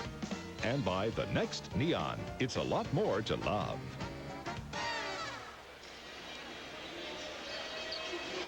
Knicks by 5 with 8 minutes to go in the period. And they're 1 for 6 coming into this period, and Harpering finding a way to help the Magic get back in this game. Only down by 5 right now, and the rookies for the Magic doing a great job this season. One of the reasons they're the top of the Atlantic Division. Particularly the lunch bucket rookies, the blue-collar, floor burn kind of players. Guys that come with the hard hat on and the lights blinking. Chuck loves that. Ewing, baseline, not this time. The rebound, Hardaway. Penny has 6 boards to go with his 23 points and 3 assists. Nice night for Hardaway. He's kept him in this ballgame. Mike Austin wanted the jump shot. Shot clock to 9. 8. Wants to take Ewing on the baseline. Pass inside to Horace Grant. Nice job by Ike Austin that time. That was great anticipation by Ike Austin, and what a nice free cut by the big fella in 54, Grant. Orlando on an 11-2 run. They've cut this Knicks lead to 3. Houston with 8 on the shot clock. Drives right past Penny, but Ike Austin is there. No problem for Allen Houston. Allen Houston came to the New York Knicks as a free agent from Detroit back in 1996. Knicks back to a 5-point lead. 6:43 to go in the period. Ike Austin got it in and out and then back in. Houston, by the way, needed that bucket. He'd missed his last 5 shots before that. Sprewell defended by Harpering.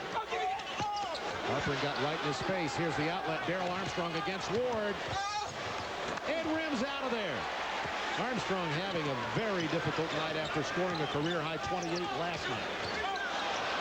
Contributed to the steal. Hardaway with the run-out. It is a 1-point Knicks lead. You got to be expecting a Knicks timeout coming up here shortly. They led by 11 at the half with just under 6 to go in the 3rd period. That lead has dwindled to 1 point.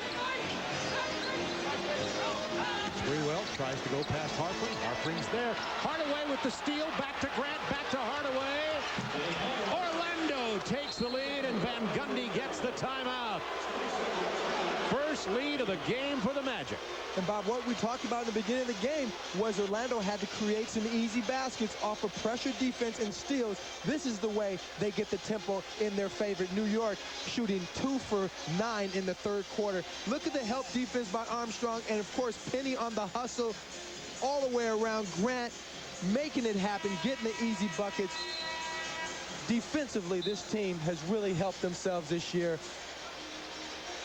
Look at this. That's just great help all the way around. Touch passes, looking up the court, all the things the coach loves to talk about in the timeouts. Yeah, Orlando's made their living with steals. They averaged 10.3 a game. That places them second in the NBA. They've come up with some big ones here in the third period and taken their first lead of the game, 50-49. Look at the difference. 28% first half, 67% in this third period. And the Knicks have gone just the other way as Houston is now 1 out of his last 6 shots. This is what Jeff Van Gundy worries about. The Knicks build the lead, lose it in the second half. From the corner, Armstrong, that's a 2. 3-point Magic lead. And you have to appreciate the fact that Ike Austin and Penny has carried this team offensively. Now it's time for the other guys to start hitting some shots for them. Got an offensive foul on the Knicks. It's on Charlie Ward for the hook. That's his second personal. Orlando gets the ball back with a 3-point lead.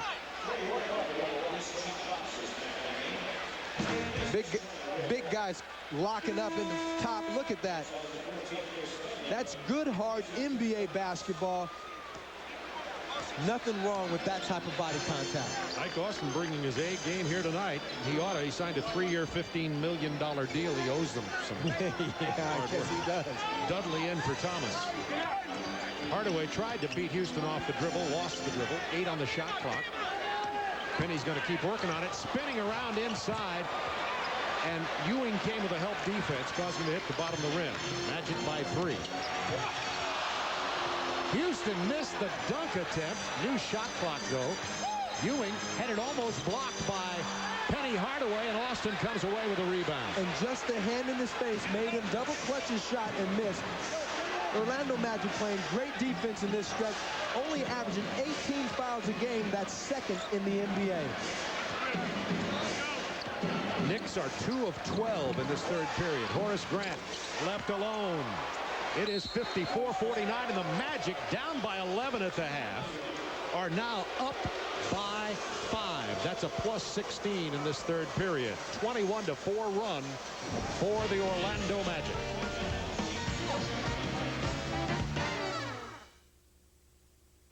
"36 Hours to Die, Sunday night at 8 on TNT. The marvel of its aerodynamics, the sheer exhilaration of takeoff. It's enough to make an aerospace engineer jealous. The 1999 Chrysler Concorde LXI, a 225 horsepower V6, a spacious leather-trimmed cabin, built on the belief that great cars appeal to a more passionate side. Chrysler, engineered to be great cars. Barbara! Oh! I've come to take you away. What about the guards? Ha! I'd battle an entire legion for you. Barbara. Wow. This pita's good. Eat a Wendy's fresh stuffed pita filled with all those wonderful things like fresh vegetables and chicken, and wonderful things start to happen. Wendy's fresh stuffed pitas taste good. Watch the hair. CTV Channel 7 now presents Video Greetings. This is your chance to send a personal message to that special someone through your television. Video greetings are perfect for any occasion. Birthdays, anniversaries, holidays, graduations, and more. Your video greeting could look like this. Or this. For more information, contact Amy at 831-8930, extension 431.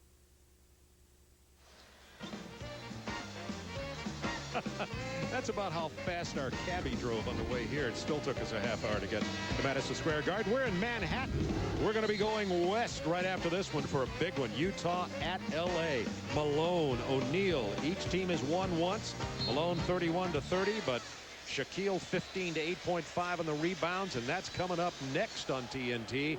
Utah and the Lakers. One of the reasons the Lakers added Dennis Rodman was to find a way to get past Utah.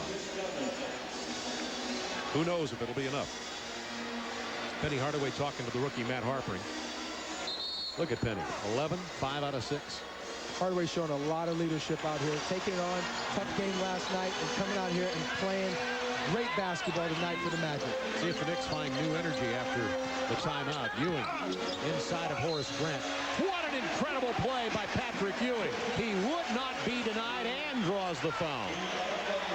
Just as soon as you think Pat Ewing's getting a little old, he puts on a move like the youngster there. Well, he's got game. There's no question about that. Give it to him in the post, and he can make things happen. Give him the little short one, put it on the floor at 7 feet, and find a way to get to the bucket. He always goes to the contact. Converts the three-point opportunity. It's now a 2-point Magic lead. Patrick has 20, and that was the second personal foul on Horace Grant. By the way, Patrick just drove past one of the best defenders in the league. Not exactly chopped liver as Horace. 10 on the shot clock for the Magic, leading by 2. Armstrong pulls up, wild shot. Johnson rebound. Childs for 3, and the Knicks regain the lead. 55-54. What a well-spent timeout by Jeff Van Gundy. Knicks with renewed energy. And now, Chuck Daly wants to see what he can do. The Knicks get the crowd applauding after they lost that 11-point lead. They have regained it. A 1-point lead now.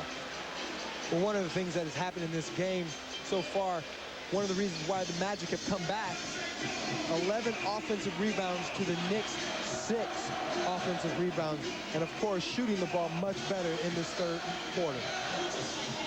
This Sunday night, see how far one family will go to battle the mob. From the writer of Saving Private Ryan, watch Treat Williams and Kim Cattrall in the world premiere of the TNT original 36 Hours to Die, Sunday night at 8 on TNT. Speaking of celebrities, Robert Klein is here tonight. And the 60-minute man, Ed Bradley. Getting his groove. Check him out. There's Woody. Ed Bradley, a major hoops fan. Everybody knows Woody is. Woody just doesn't look right in a baseball cap, but this man looks right in anything. Look at the classy dressing Dr. J. Speaking of that, one of the reasons Orlando seems to have poise is they've got some rings, some championship experience, speaking of Dr. J. Well, when you look at it, they've got 6 people in their organization. If you count Dr. J, 7 people in the organization with championship experience, contrary to the Knicks, who have nobody. Makes a lot of difference. One of the men with the rings, Horace Grant with the Bulls. Of course, B.J. Armstrong, Chuck Daly, 2 in Detroit. So, yeah, there are players and coaches and executives who can step up and say to the rookies and to the other players, look, moderate isn't good enough. No. You were making a point that perhaps in the mind, subconsciously, even for some of the Knicks, moderate might be as well as they've ever done. Well, when you look at some of the teams that they've come from and the records of those teams, hey, being 500 right around that is good. Not good enough in New York. No. Coming up next, the Utah Jazz travel to L.A. to take on the Lakers at the Great Western Forum. Then on Friday, another TNT double dip. First at 8, Phoenix Suns and the Utah Jazz. Then Minnesota matches up against the Lakers again. On Monday at 8 on TBS, the Houston Rockets square off against the Minnesota Timberwolves. Rockets have been playing well of late. Knicks back up to a 1-point lead. 3:07 to go in the third period. Let's see if Chuck Daly's timeout is effective as Jeff Van Gundy's was a moment ago. Hardaway backing in, gets the double team. Horace Grant is open from 15. Not this time. Ewing with the rebound. Stripped away by Austin, but recovered by Latrell Sprewell. Horace Grant got his open look. Couldn't put it down.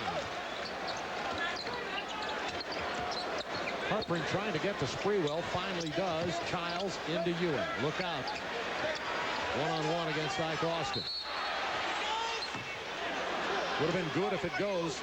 Illegal defense is the call, but the basket would have counted. Missed anyway. That'll be sidelines out of bounds. First illegal defense of the game for the Orlando Magic. New shot clock. 2:33 to go in the third. Harpring is just working his rear end off, trying to stay with Sprewell, and he still gets the ball. Misses the long-range jumper, though, and back comes the Magic with a chance to regain the lead themselves. Childs has done a whale of a job defending Darrell Armstrong tonight. Ike Austin right past Ewing. Beautiful move. Ike Austin, sometimes Chuck thinks he does too much with the ball on the floor, but he's a center who's capable of putting it down. Well, he has a game like a power forward, so that helps a lot. Magic back in the lead. Houston left alone. Missed the shot inside. They're going to get a foul on Orlando after the play. Ike Austin doing a great job. Can shoot that perimeter shot, so you always have to step up on him. But he sees Patrick coming, obviously does the right thing, can put it on the floor once or twice and ride it out. Harpring committed to personal, his third. Looking for Ewing. Austin pushes him way away from the basket. But now he's isolated. Here comes that patented move. Oh, see, Austin was kind of preparing for Patrick to stop and shoot it. He went another step. What's interesting is a couple of times tonight, I've seen Patrick go away from the basket and then at the precise time make an angle cut to the bucket and shoot the shot. Nice play. Patrick has 22. Hardaway misses from beyond the arc. Ewing with yet another rebound. Patrick has 12 boards to go with his 22 points. Magic defense more tenacious in this half. Knicks still lead by 1. Shot clock to 10. Ewing. Not this time. Austin with the rebound.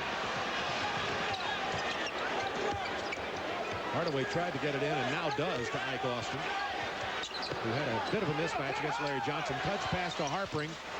Doesn't get the jumper. Nice idea from Darrell Armstrong. It's going to be Orlando ball. Again, Armstrong making a contribution defensively, if not offensively. Now watch Patrick angling away from the basket. He catches it and then angs straight to the hole. Now that's a tough play. Nothing Ike Austin can do, and he was complaining about the hook. Knicks by a point. Turned into a really good ball game. Knicks led by 11 at the break. Hardaway turning and spinning. Tried to hit Harpring. Bounced on the floor. And speaking of Harpring and blue collar, now that's Harpring looked like he was sacked. He was a quarterback in high school, remember? Well, that's okay. The young fella goes on the floor after the ball, but the old veteran gets down there and covers it up. Look at the hustle by Harpring going to the floor. And do I love the fact that Patrick Ewing, at his age, down there with the young fellas. Patrick at a ripe old 36. Only in sports is 36 considered aging. #1 pick in 1985. I was hosting the draft that year, and my analyst was none other than John Thompson. Right here at Madison Square Garden. 17.2 to go in the period. Knicks are leading by 1. They're getting a ball boy mop assistant out here to clean up the floor. A lot of sweat dripping from the scrum on the floor. And I don't want to let this go without saying it again. That's the kind of offense, that's the kind of hustle that the Knicks have to have down the stretches of games to pull out the close ones. Patrick Ewing getting some floor burns. And worthwhile as the Knicks come away with a tip. Leading by 1, 9 seconds in the period. One-on-one Childs on Armstrong. Gets the pick from Larry Johnson. Back to Larry Johnson. 3 seconds. Puts it on the floor. Stolen by Darrell Armstrong. 2 seconds. They have to launch it from half court. But the Knicks' 11-point lead dwindles to 1 at the end of 3. 57-56. Orlando outscored the Knicks 23-13 in the third period. Fourth ought to be good. Stay with us.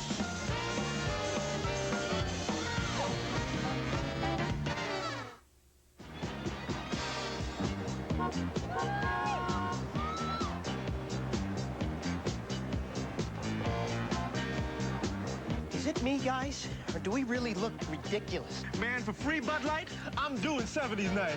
Come on, brother.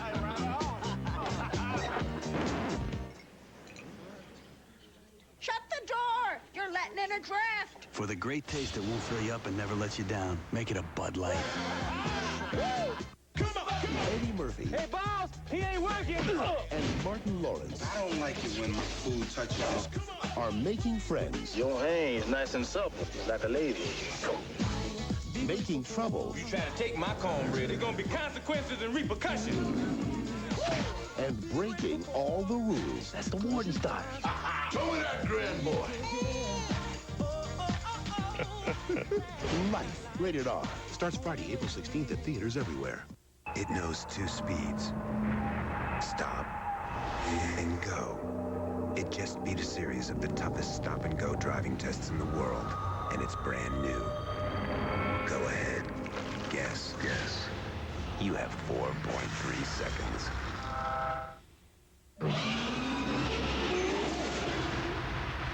Introducing Pennzoil with new Pure Base. Stop. Go. Pennzoil. To help you remember 10, 10, 3, 4, 5 long distance, we're here with the number 3, 4, and 5 hitters of a very important major league team. Now, I don't know much about baseball, but I do know that with 10, 10, 3, 4, 5, calls are always 10 cents a minute. No minimum talk time and no monthly fee. I don't want to run your gig, but I don't hit. Oh, well, stick with it. Maybe someday you will. Dial 10, 10, 3, 4, 5, the simple way to save on long distance. Bob Lorenz back in our Atlanta studio, and look who's well enough to play. Allen Iverson back from the bruised thigh, and he was firing against the Bucks tonight. 8 of 22 from the field, 27 points in the Sixers' 95-87 win over the Bucks. Philadelphia also 36 of 42 from the line. Now let's get back to Bob, Reggie, and Cheryl at the Garden. Thanks, Bob. You see that Philadelphia win tonight moves them even closer. Cleveland and Philadelphia just one game from the Knicks in that 8th spot. Toronto did lose tonight, and that could go anyway. Toronto, New York, Cleveland, Philly, any of those teams could end up in, and any could end up out.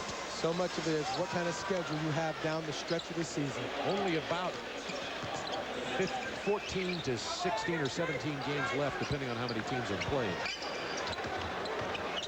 Crunch time already after only playing around 33 or so. Ewing. Austin went for it, and look at Horace Grant got the block. Out of bounds, however, it'll be Knicks' ball. Great effort by Horace Grant. They're going to reset the clock because it did not hit the rim. There will be 1 second on the shot clock for the Knicks. Patrick doing what he has to do, trying to get it to the hole. Grant coming from the weak side, the easiest way to block a shot. Only 1 second, and Allen Houston is left alone for the lay-in. Chuck Daly is filling the ears of his assistants on the side. Actually pulling the ears. Penny Hardaway, Knicks up by 3. Anderson, not tonight. 0 for 9 is Nick Anderson, who didn't start due to hamstring injuries. It's going to be Orlando ball. This is the kind of thing that drives coaches crazy. Inbound play with 0.1 second on the clock. Somebody misses an assignment, and it cost them big. Looked like Hardaway. Bad inbounds play by Orlando, but then Austin can't save it. Knicks ball. Ike Austin has been active, I'll say that. Knicks by 3 with the ball. 11:06 to go in the ball game. There's the prince of pessimism. Chuck Daly calls himself that. Began his coaching career, by the way, at Puxatawney High School in 1955. Remember 1955, Reggie? Not quite. Not quite. Larry Johnson, 5 on the shot clock. Horace Grant defending him. 3, 2, has to kick it out. Sprewell left alone. Shot clock would have counted. Sprewell gets the offensive board. Scramble for the ball. Orlando everywhere. Armstrong away with it. Hardaway tries to split the defense, passes it to Armstrong. Doesn't have the confidence in the shot tonight, as Armstrong's only 2 of 15. Another Orlando turnover. Coming up right after this ball game, 10 minutes, 27 seconds of action away. Jazz at the Lakers.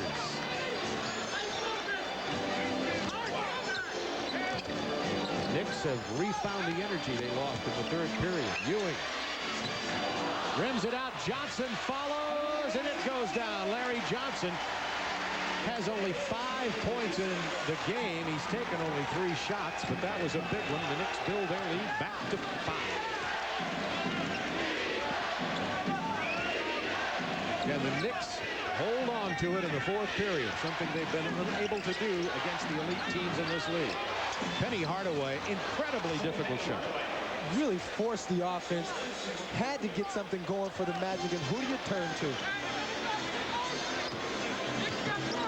Knicks buster. Penny Hardaway has 29. I'm surprised it took you a little while, Bob. I'll do the best I can. 8-7 on the shot clock. Ewing driving on Austin. Not this time. Kept alive by Latrell Sprewell. Johnson with the offensive board. Grant finally gets it for the Magic. Hardaway out to Armstrong. Darrell to Hardaway. He's left so alone he didn't know what to do. Armstrong. Big three-pointer by Darrell Armstrong. And the Magic have tied the game.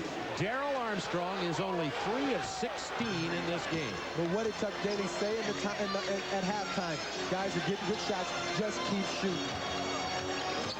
Childs penetrating.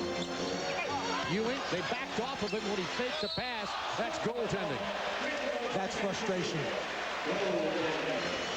Ewing looked to pass out of that. Everybody backed away, and that's uh-oh. Taking it to the middle. Nothing that Austin can do but not let it get a clean all net. Knicks by 2. Patrick has 24. Patrick's first field goal, by the way, here in the fourth period. Armstrong dribbled around the defense, put up the floater. Out of bounds off the Knicks. Orlando ball. Knicks by 2. 8 minutes, 27 seconds to go. Which team is going to gut it out in the last 8:27? Jazz Lakers next. The NBA's on TNT. Introducing the all-new Jeep Grand Cherokee. While it boasts a new uniframe construction, a quieter, more powerful engine, and an agile suspension for a refined ride,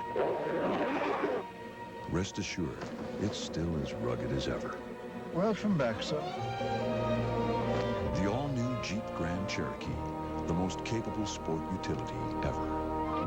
And Peterson's 4-Wheel and Off-Road Magazine's 4x4 of the year. Barbara! Oh! I've come to take you away. What about the guards? Ha! I'd battle an entire legion for you. Barbara. Wow. This pita's good. Eat a Wendy's fresh stuffed pita filled with all those wonderful things like fresh vegetables and chicken, and wonderful things start to happen. Wendy's fresh stuffed pitas taste good. Watch the hair.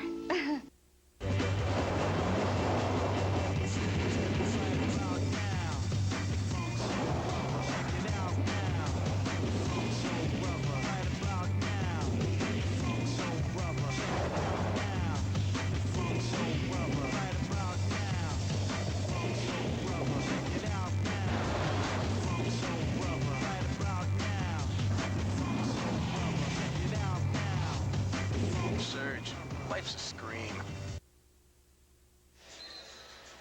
Welcome back to Madison Square Garden. 8:27 to go in this ball game. Knicks have rebuilt their lead 63-61. Penny Hardaway 11 in the third period. Penny Hardaway doing a great job finding ways to keep the Magic involved in this game. Right now, Penny 12 for 20. The rest of the Magic team shooting 27%. Not a good situation, and I think that's why they keep going to the ISO, because Penny is really generating offense just by himself. Somebody else has got to come up with some big shots like the Darrell Armstrong three-pointer a minute ago. Knicks by 2. Orlando with the ball at 8:23 to go. Neither team has committed a team foul thus far. Traveling is the call. Darrell Armstrong begging for a reversal, not going to get it. Darrell with a career-high 28 last night, including 19 points in the second quarter in the win over Boston. But tonight he's 3 of 17 from the field, has only 9 points, does have 8 assists. defended by Doliak. There's that beautiful move into the paint. Won't fall. Anderson keeps it alive, tips it to Armstrong, to Hardaway. 1-on-2. He'll wisely put it on. Chance for the Magic to tie or take the lead. Smart move by Penny. He sees he's got Childs on him, calls Armstrong so that he can take Childs down in the post, cause problems, double teams all over the place. And of course, that helps the Magic with their ball movement, and that's what they've been lacking, Bob, all night. A little bit of ball movement, a little help from each other, and somebody to find the string. Back-to-back threes by Darrell Armstrong. The Magic regain the lead. Jeff Van Gundy wants and gets a timeout. Now that is a sweet investment. You have a retirement plan? Oh, sure. Invest, get rich, retire at 45. Well, I'm 58. Huh? Oh, your retirement plan. Who's looking out for your investments? E-Trade, the #1 rated place to invest online. Open your no-fee, no-minimum IRA by April 15th for a $19.98 contribution. Call 1-800-E-TRADE-1 or go now to etrade.com. The swamps of Louisiana. There's only one reason why we would bring Honda ATVs to this kind of mud. This kind of terrain. This kind of non-stop torture. To see if they could get out. They're America's most popular ATVs for America's least popular places. Honda ATVs, best on earth.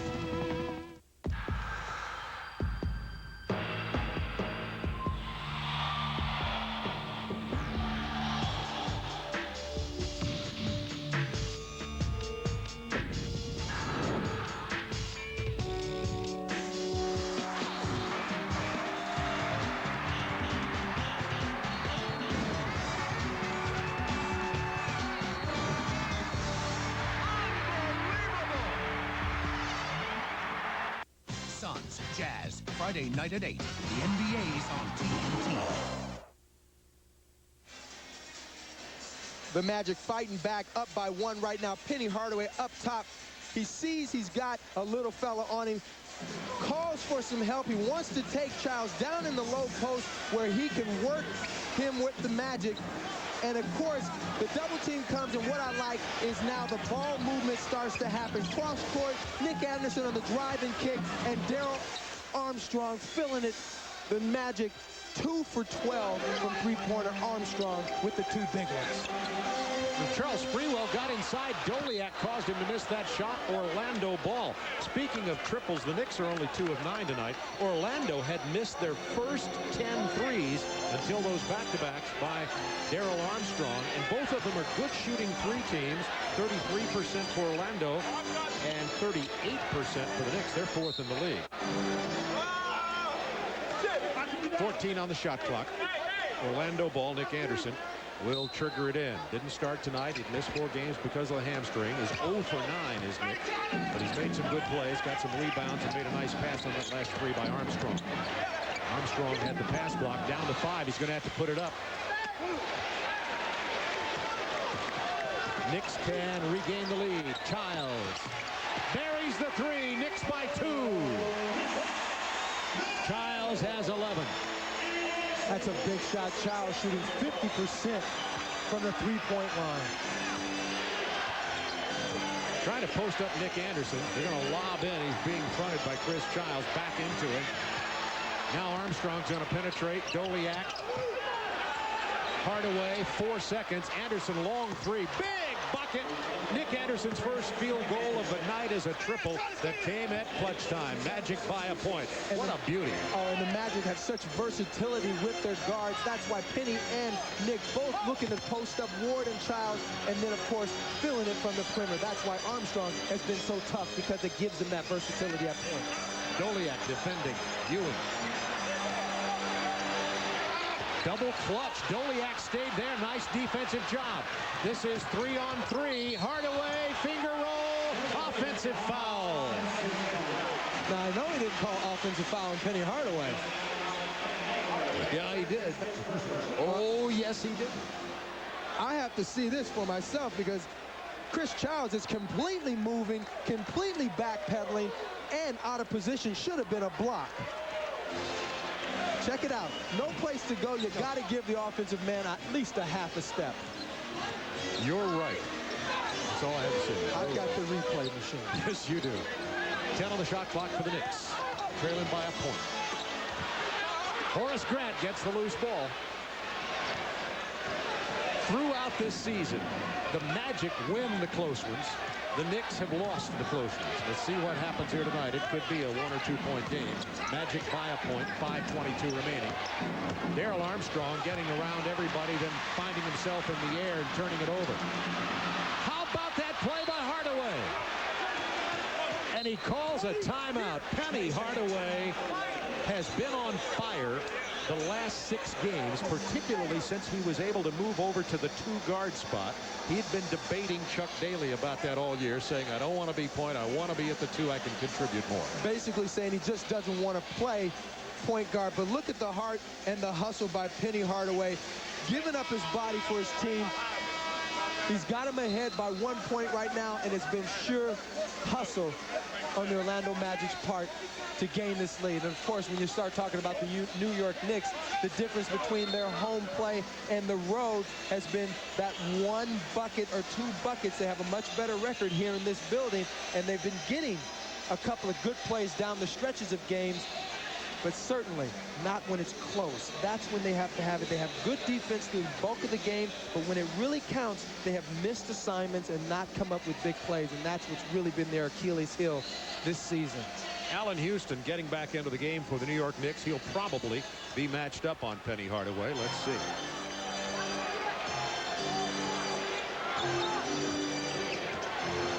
Sprewell has Hardaway. I don't know if they know who has anybody right now.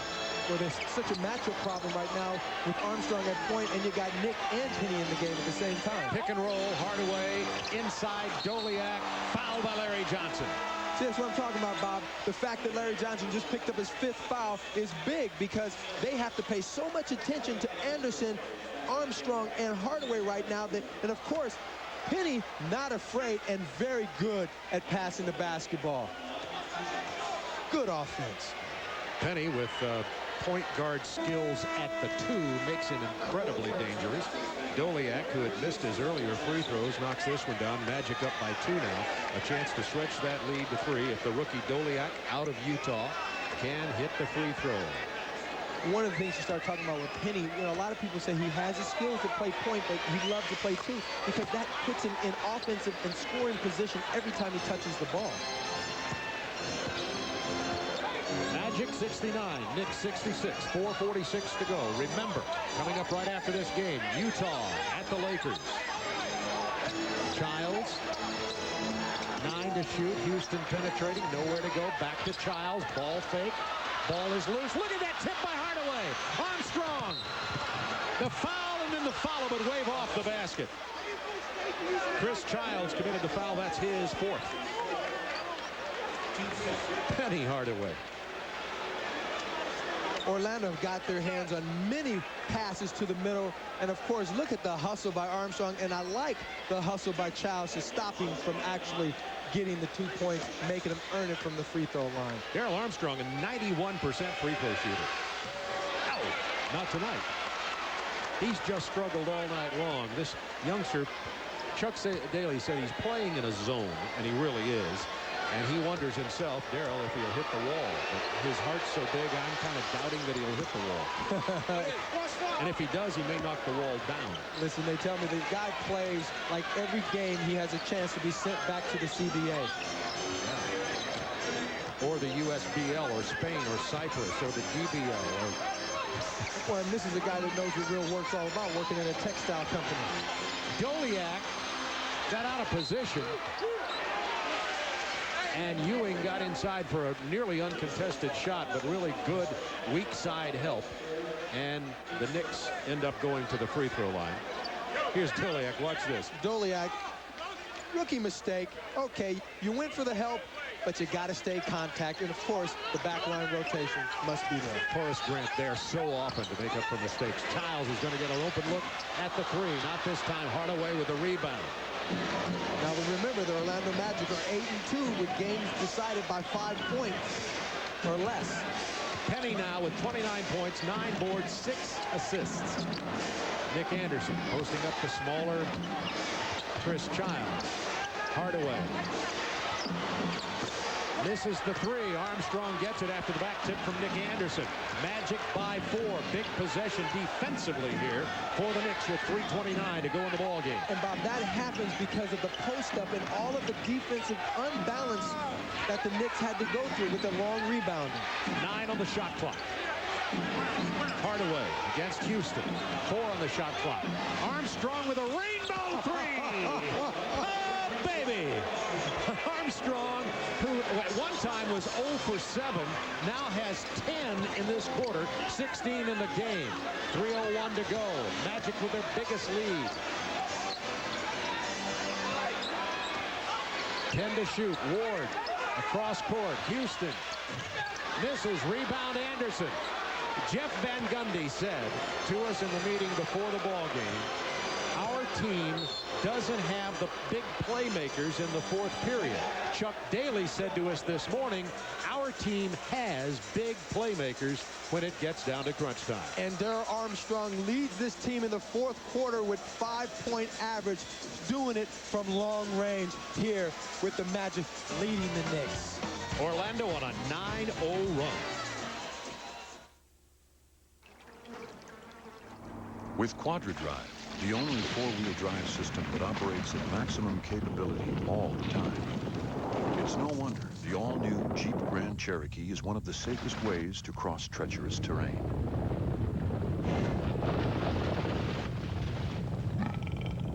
The all-new Jeep Grand Cherokee, the most capable sport utility ever. And Peterson's Four-Wheel and Off-Road Magazine's 4x4 of the year. There's a lot more to working in AutoZone than looking up parts or ringing up sales. And it has to do with taking pride in taking care of customers. Like testing an old part before selling a new one. Or simply having what they need when they need it. In other words, it's about taking care of people who take care of cars. And that's what we do best at AutoZone. A little chicken music, please. Thigh bones connected to the wing bones connected to the drums. Hold it, stop the music. There's no bones in my crispy strips, just juicy white breast meat, freshly prepared. A real meal. And this crispy strips meal is just $2.99. Bones not included. At KFC, we do chicken right. No bones, no bones, no bones at all. No bones, no bones, no bones at all. 73-66. At the half, it was 44-33 New York. If you add that up, if my math's right, and it isn't always, but you'll correct me. You got to calculate it. The Knicks have scored only 22 points in the third quarter in this part of the fourth, and the Orlando Magic have scored 40. Where did the Knicks defense go? Well, I tell you what, it's 11 turnovers in this half for the Knicks, and of course, the Magic pressuring the defense, getting their hands on loose balls, and then Penny Hardaway carrying this team, doing everything he's supposed to do from being a superstar. And then you have the game buster Armstrong hitting the big threes in the second half. Yeah, Darrell started 1 of 12, has hit 4 of his last 8, and is 3 of 4 from beyond the arc. Doliak from 17. Doliak, good perimeter shooter for a 6'11 ball player, and the Magic have built a 9-point lead with 2:25 to go, and they are now on an 11-0 run. Knicks looking for offense. That means they'll be looking for Ewing. As Doliak out, drives by the rookie, draws the foul. And let's go to Cheryl. Cheryl, what do you have for us? Thanks a lot, Bob and Reggie. First of all, Van Gundy imploring his team, hey, guys, you know what? Last 2 minutes of the ball game, it comes down to stops. Now, at the offensive end, they want to try to get better spacing, Reggie, something you've been preaching the entire game, but they want to spread the floor, especially on the perimeter, and try to isolate Patrick Ewing on the blocks. So what's happening is that the Magic right now are putting a lot of pressure on the point guards and on their lead passes, stopping a lot of that spacing, really disrupting their offense. Patrick Ewing with 26 and 14 boards. The Knicks lose. It won't be because of his Herculean effort. 2:12 to go. 75-68, Orlando. Orlando trailed by as many as 12 in this game. Trailed by 11 at the half. Now 2 minutes to go. Nick Anderson off the curl. Misses. Doliak got inside for the board. Fouled by Ewing. Big play by the rookie Michael Doliak. Okay, I'm going to give him his credit, but I'm also going to have to tell you that Patrick Ewing just mistimed that rebound. Doliak put a little bit of body on him, but Patrick jumped way too soon. But, of course, sometimes better lucky than good. Yeah, I'm sure that's what Doliak could be saying right now. Hits a free throw this time. By the way, stay tuned. Our second game of the doubleheader tonight coming up. It will be a beauty. Utah at Los Angeles Lakers at the Great Western Forum. Each team has won one so far this year. And substitution, Matt Harpring, the other rookie, getting back into the ball game for the Orlando Magic. He'll be coming in for Horace Grant. And Charlie Ward has come into the game for the Knicks for Larry Johnson. Bob, you can really appreciate the versatility that the Magic have showed tonight, going with different lineups, and then now the latter part of this fourth quarter going with Armstrong, Hardaway, and Nick Anderson really has created some matchup problems for the New York Knicks. Orlando by 9, 1:46 to go. Houston spinning, whirling dervish, pass to Ewing out of bounds. They're going to say it's Orlando ball. No, Knicks ball. Nick Anderson said it was Orlando ball, and if you can't trust Nick, who can you trust? I don't know. 9 on the shot clock, by the way. Ewing driving past Doliak, lost it on the dribble. Turnover Knicks. That's 21. 21 Knicks turnovers in this game. Orlando with only 13. Patrick trying to do everything he can. That's a little far out for Patrick to have to go one-on-one. Larry Johnson sitting on the bench. He has 5 personals. He was substituted for Ward, so Childs and Charlie in there so they can get a little more pressure. Passed ahead. Hardaway. Harpring. Blocked by Ewing. You said it. Patrick doing everything he can. Ward. Pull up 3. Tip. Ewing. He's worth the price of admission, and at Madison Square Garden, that's steep.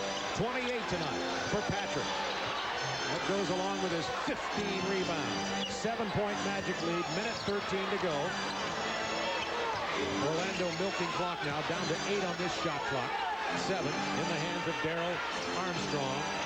Harpring couldn't control it, gets it away before the buzzer. That counts. Big bucket by Harpring after he fumbled the pass from Armstrong, but the rookie from Georgia Tech comes up with it, and the Magic have it by 9 with just under a minute to go. Finding the handle, getting it in. So the Orlando Magic, who had trailed by as many as 12, lead it by 9.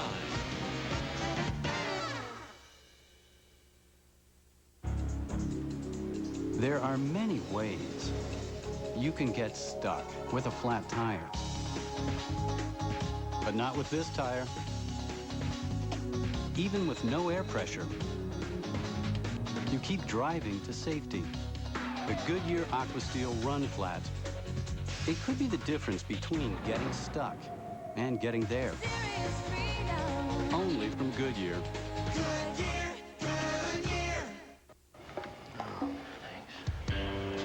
Where'd you get the club? Accounting. Accounting gave you a club? Yeah, I made him a deal. Deal? Whenever my cell bills are half as much as yours, they give me a club. Aren't you on the phone all the time? Yeah, but I have Nextel. My calls are rounded to the second. I pay less. It's not fair. I want to be rounded to the second. I want clubs. Wait till I get my putter. Giving you a putter? Nextel's 1-second rounding makes ordinary cell phones seem ordinary. The NBA on TNT, brought to you by the all-new Jeep Grand Cherokee, the most capable sport utility ever. Jeep, there's only one. By the more than 2,700 AutoZone stores across America. AutoZone, the best parts in auto parts. By KFC, home of crispy strips, no bones, just the Colonel's delicious chicken. And by 10-10-345, the simple way to save on long distance. A live look at the Great Western Forum in Inglewood, site of Game 2 of our Tuesday night TNT doubleheader. As the Utah Jazz take on the Los Angeles Lakers, their third meeting of the season, 1 to go between these two. It's game 2 of our doubleheader. Should be a good one. They met in the Western Conference Finals a year ago. Now back for the finish at the Garden to Bob and Reg. Thanks, Ernie. And here it is, a 9-point Magic lead with just under a minute to go. What happened to the Knicks? They led by 11. They turned the ball over. And of course, Houston at the half had 10 points, now only 4 points, and Sprewell had 6. He's got no points in the second half. So that's what has happened in this game. With the ball now, Charlie Ward driving. Harpering with the block. 50 seconds to go in the game, 15 on the shot clock for the Knicks. But we'd be remiss if we didn't say how the Magic had turned it up a notch late in this fourth quarter. Big 2. I thought that was a 3. It's a 2 by Chris Childs. Magic by 7. Here's the pressure. Timeout. Matt Harper. Chuck Daly said, we asked him, how did you win these games going down the stretch? And he said, execution and big plays. And speaking of Chuck, we're talking to him about Darrell Armstrong, who's certainly a candidate for 6th man of the year. And now that he's starting even more, and Chuck said, he's playing great, but I'm a little miffed at him. When we come back, I'll tell you why. Friday night, Kevin Garnett in Minnesota battles Shaq and Kobe. T-Wolves Lakers at 10:30. But first, watch Jason Kidd lead Phoenix against division-leading Utah. Suns Jazz, Friday night at 8. The NBA's on TNT. Turn it on. Mondays are so weird on Disney Channel. Meet Fee. Cybergirl's looking for little green Martians again. She's got a rock star mom. She lives on a tour bus. By the time we hit 55, it's lights out. And every Monday night, come on, explore the unknown with Fee. A ghost. Hi, Mom. And find out why her life is so weird. Already named one of the top 10 shows for kids every Monday at 7, 6 Central, only on Disney Channel. Barbara! Oh! I've come to take you away. What about the guards? Ha! I'd battle an entire legion for you. Barbara. Wow. This pita's good. Eat a Wendy's fresh stuffed pita filled with all those wonderful things like fresh vegetables and chicken, and wonderful things start to happen. Wendy's fresh stuffed pitas taste good. Watch the hair. So, Chuck Daly says, I love Darrell Armstrong and the way he plays, but I'm a little miffed at Darrell because I asked him if he knew who Billy Eckstein, Joe Williams, and Dick Haynes were, and he said to us today, he has no idea. Yeah, but did you see Chuck's face when I asked him who was Puff Daddy and Master P? Oh, get out of your way. He had to look just like he has right there.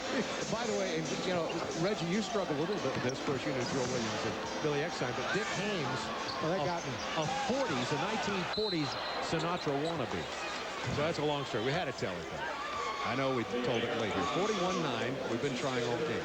Magic 79-72. That personal is on Charlie Ward, his third.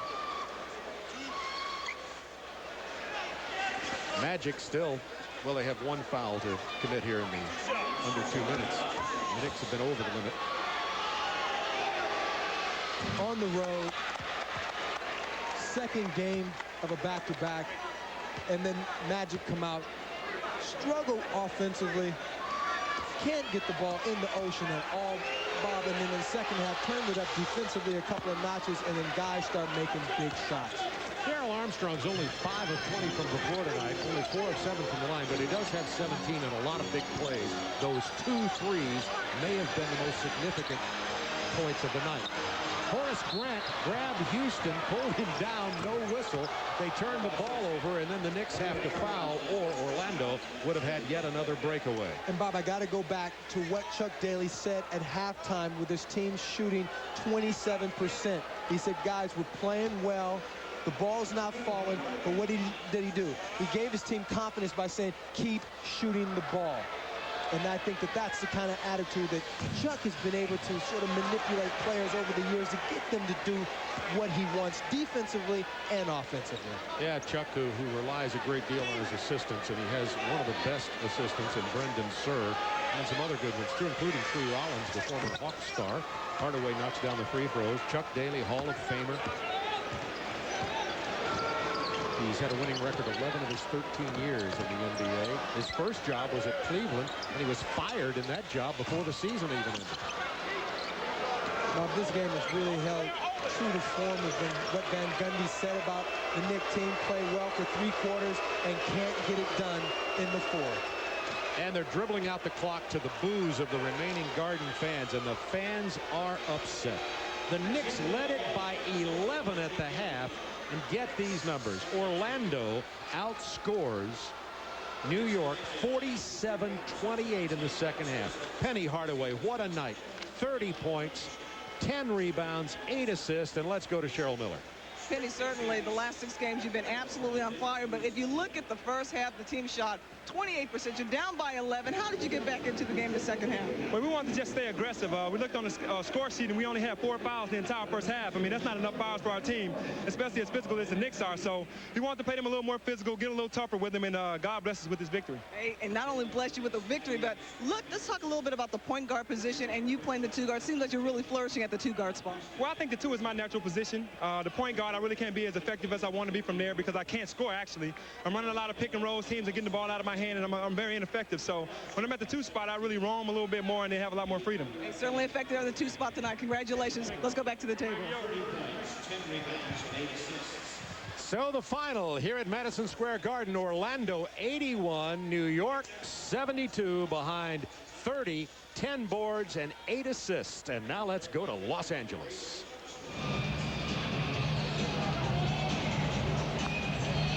Game time approaches at the Great Western Forum in Los Angeles as the Lakers and the Utah Jazz square off in Game 2 of our Tuesday night doubleheader. There's a good look at Karl Malone, who had 28 points in the first meeting between these two this season. That was a Jazz win. He went for 34 points and 9 rebounds as the Lakers took the second meeting 97-89. Neither team has been able to hold serve at home so far in this season series. The Lakers will try to do that tonight as we wrap up our doubleheader. I'm Ernie Johnson, this is Kenny Smith, and this is Peter Vesey. Interesting facet of this meeting between these two teams is that it'll be the first time the Utah Jazz get a look at this specific Los Angeles Laker team. Yeah, they faced Dennis Rodman already as a Laker, but they haven't faced Rodman and Glenn Rice together on this team. Makes for an interesting storyline in this game. Yeah, very interesting storyline. Here's a guy who's a great perimeter shooter. Now he gives you Shaq a lot of space on the inside.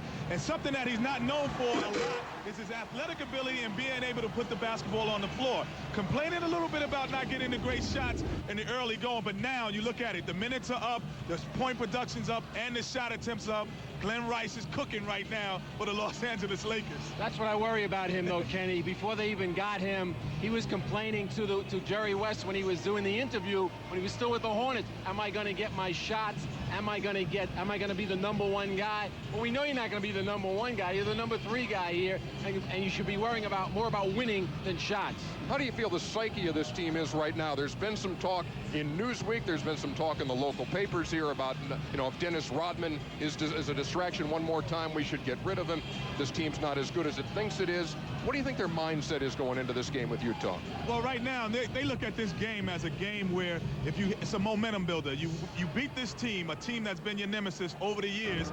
Now you can maybe go on an 8 to 9 game winning streak and go into the playoffs with a lot of confidence. And this is the team they need Dennis Rodman more than anybody against. I mean, Karl Malone has abused them at power forward in the last 2 series and during the playoffs. So Dennis is the equalizer. Let's talk about the Utah Jazz. We've spent an awful lot of time on the Lakers here. Here's a Utah team that is again this season on a roll behind Stockton and Malone. Well, I like them because they're precision. They will run their offense until they get exactly what they want. A lot of teams, you don't get that first option, the second option, you start to worry a little bit, guys start breaking the play. Not with the Utah Jazz. They're going to make sure Malone gets it where he wants to, Hornacek gets it where he wants to, and the Jazz get it when they want to. Well, they got an execution and intelligence. That's certainly what's made them the team that they are. I know they're worried about going into the stretch run here. They got an awful lot of games coming up against some real good competition. I talked to Jerry Sloan before the game, though. He said he's trying to tell the guys, don't look at the schedule. We really only play 1 game each night. I think the last time I checked, that's the way it worked. A little bit of news out here from Los Angeles, and that concerns Dennis Rodman and Carmen Electra, his wife of 6 months. And the release was made today by his publicity firm that their marriage has ended after 6 months on good terms. The two will remain friends, but that is the story making the rounds in Los Angeles this evening as the Lakers get ready to take on the Utah Jazz. Just one of 10 games on the schedule tonight around the NBA. For more of what's going on tonight, let's go back to our Atlanta studio. studio and our colleague Bob Lorenz. All right, thanks, Ernie. Yeah, I've just got basketball to talk about. Let's start with Miami and Toronto. The Raptors, we've heard a lot about them this season, and the sensational rookie Vince Carter leading the way for the Raptors. However, the Miami Heat, struggling a bit of late, had a little something for the Raptors tonight, in a big way, in fact. At Air Canada Center, where the Raptors had thrived lately, would Vince Carter lead the Raptors to a 7th straight victory? Well, let's see. Carter not afraid to go up against Zoe. All right there, Hulk. Hang on just a minute. A lot of game left to play. Morning, some D inside. Blocks John Thomas, and a little bit of work on John Wallace. And, well, Zoe with 7 blocks in the game. Carter fires back. Here, how about this? Little rainmaker over Zoe, but he only had 10 points in the game. Alonzo, though, came with the points, came with just about everything. Terry Porter gets it to him. Zoe adding 20 points and 13 rebounds to his 7 blocks. And then Jamal Mashburn doing some damage as well. Drives here, gets the bucket, and gets hacked. He stepped to the line, didn't make the shot. Still, the Heat were in control. Mashburn with 10. Later, how about this? Tim Hardaway outside. Where is the D? The only Miami player there, P.J. Brown, and he gets the offensive board and scores. Part of a 26 Miami run to seal it. P.J. chipping in with 16 and 10 as Miami ends Toronto's 6-game winning streak, 92-70, lowest point total of the season for the Raptors. Bucks and 76ers. Welcome back to Allen Iverson, the bruised thigh, the bruised feelings with head coach Larry Brown. Feeling better. Theo Ratliff makes sure that Iverson feels better. Gets him the ball, backdoor on his way to a 27-point night. Now, first half winding down. Glenn Robinson, go inside. No, stays outside. Buries the 3. Robinson with 22 in the game. The civilian, Del Harris, former Bucks and Lakers coach, checking this one out.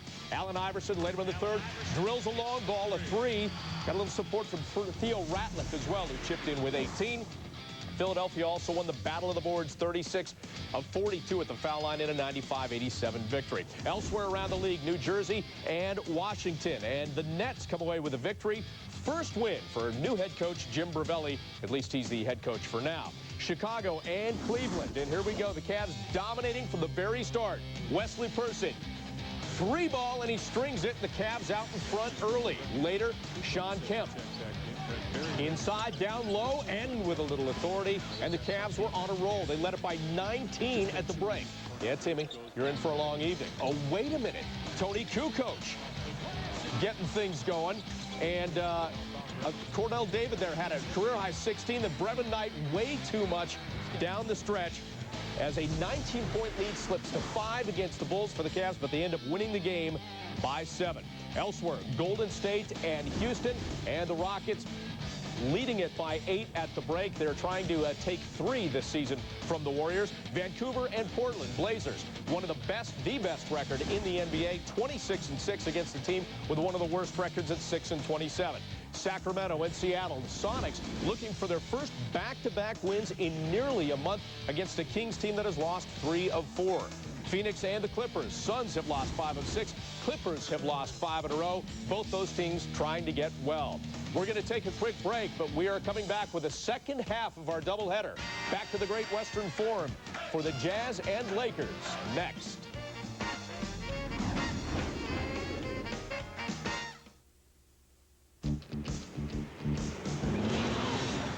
Hi, I'm Maximum Protection, the authority for Napa Gold filters. Today's driving conditions are severe, with frequent stopping and road dirt. But I hold 45% more dirt than the leading national brand. And that's important, because I help your engine last longer. So put me to work and get the maximum protection of Napa Gold filters.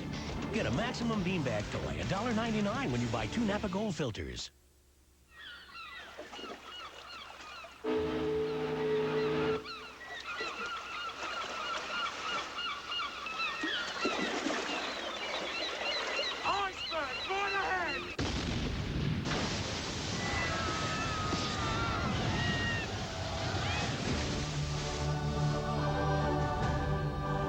Biggest movies, the best movies, only one place, HBO. Do you know how to drive? How to say, hey, that's a foul in Japanese? Do you know where in the heavens to find a human voice? Where in your soul to find character? Do you know the shortest distance to a college degree is a straight line called discipline? Do you know how to walk it be all you can be. That's me, Bill. Here we are at the Super 8.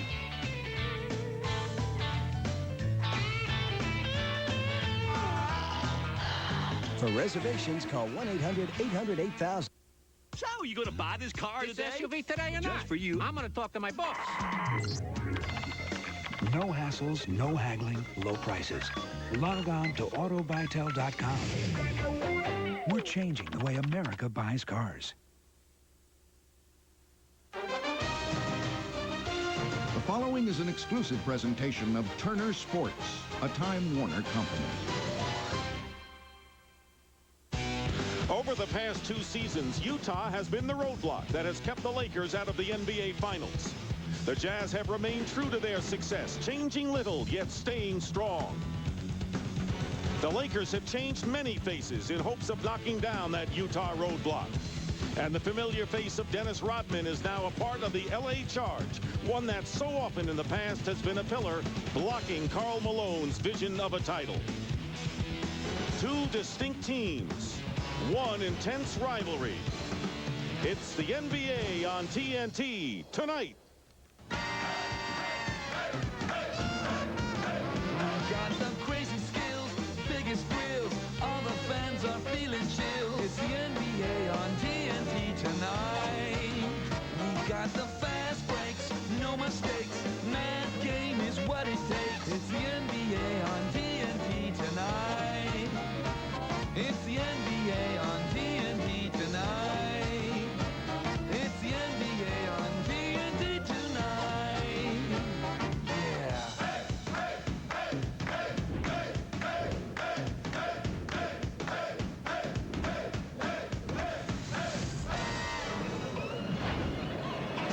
And the second half of our NBA doubleheader on TNT comes to you from the Great Western Forum in Inglewood, California. 2 of the powers in the Western Conference battling tonight. It's the Utah Jazz against the Los Angeles Lakers.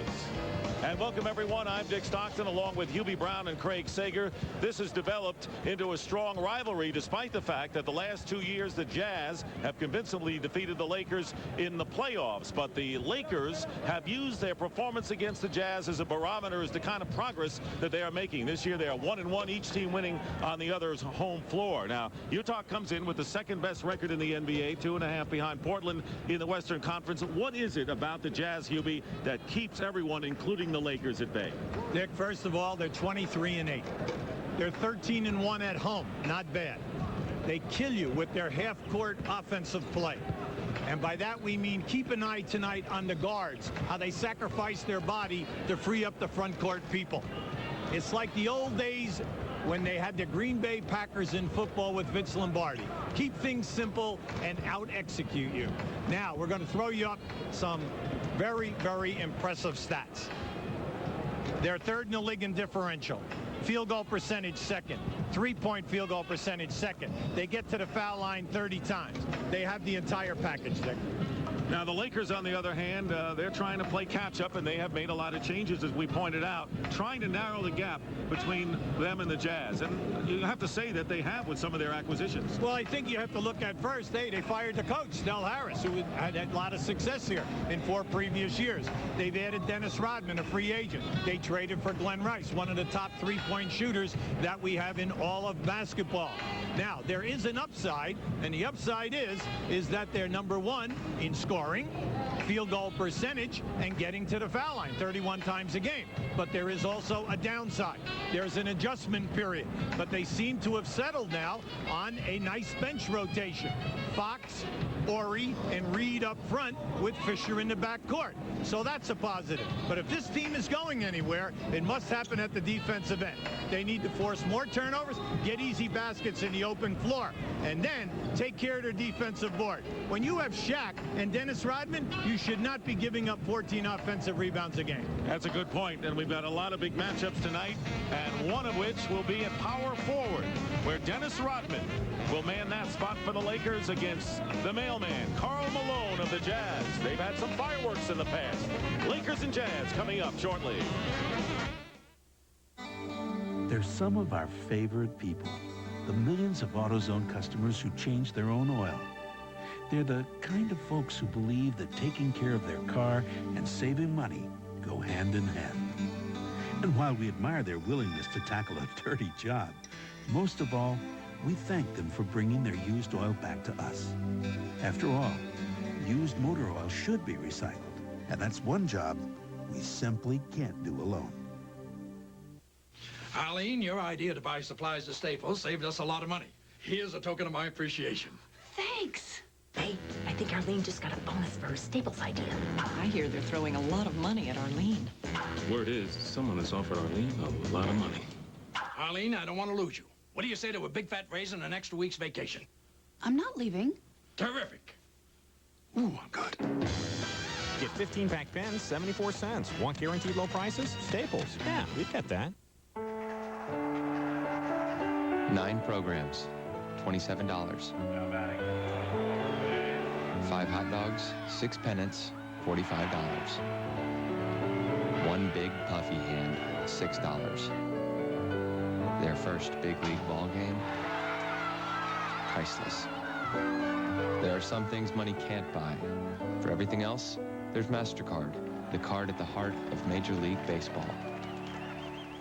The reason for coming to Home Depot, number one, is me. Ooh, did I get you? I use most of the equipment here myself. I can't think of any piece of power equipment here I don't use. Don't worry, I like the tree. So therefore, I feel comfortable talking to you, the customer, and telling you what you should be using. I have everything that you're going to need, no matter what size yard that you're taking care of. Toro, Scott's, Black & Decker, Honda, Hula, Lawn Boy. This is my candy store. Got all my tools.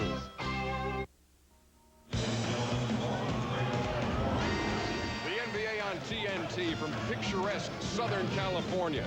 Picturesque, not exactly the adjective we're going to use to describe what goes on the floor of the Great Western Forum in just a few minutes. This is going to be another war between the Lakers and the Jazz, their third of 4 meetings this season. Ernie Johnson, Kenny Smith, Peter Bessie. You'll hear from these guys at halftime, but game time approaches.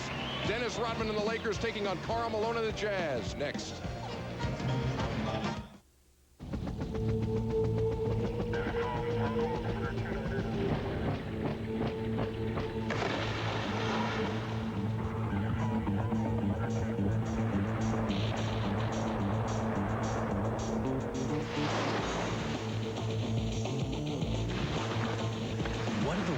Greatest snowboarders drink? The same thing as the not-so-great ones. Now that is a sweet investment. You have a retirement plan? Oh, sure. Invest, get rich, retire at 45. Well, I'm 58. Huh? Oh, your retirement plan. Who's looking out for your investments? E-Trade, the #1 rated place to invest online. Open your no-fee, no-minimum IRA by April 15th for a $19.98 contribution. Call 1-800-E-TRADE-1 or go now to etrade.com. Slam dunk. Win a Nestle Crunch. I can do that. You're not afraid of heights, are you? I can do this. I can do this. Hey, Grant, look what I got. Chocolate. Grant has left the building. It's crunch time. Give me that crunch bar. I knew you could do it. Nah, you didn't think I could do it. Yeah, I did. Look, did too.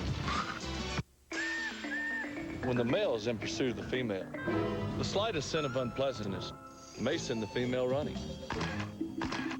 Thus, I recommend Right Guard Clear Gel or Clear Stick. Powerful protection from ferocious odor and wetness that glides on clear with no flaky white stuff. How far is the female? A good 70 yards, mate.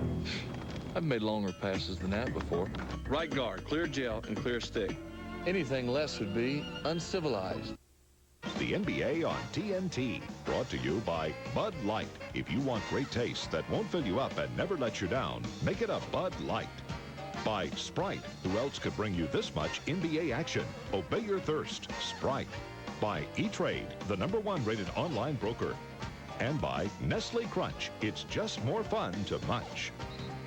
Recognition for his dedication and outstanding service to And welcome back to the Great Western Forum. The Utah Jazz, 2 wins in a row, but well rested with 3 days off before a grueling schedule upcoming. John Stockton and Jeff Hornacek in the backcourt.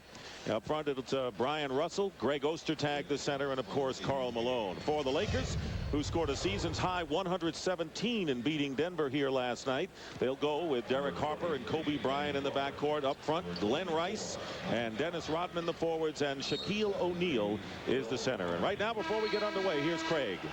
Well, thanks, Dick. Carmen Electra today had divorce papers filed against Dennis Rodman. She told Dennis 2 days ago that their marriage of 6 months was through, but ironically, the papers were filed and it hit the TV screens as the two were sharing a hotel room today in downtown L.A. Now, they say the two will remain friends. That was from a publicist, but this is the same day that Star Magazine came out with 100 dirtiest divorces, Hollywood's hottest scandals, and we've been told that Carmen wants half of everything Dennis has earned since they met. She also wants her old name, Tara Patrick, back. So who knows? A distraction again for the Worm. Dick?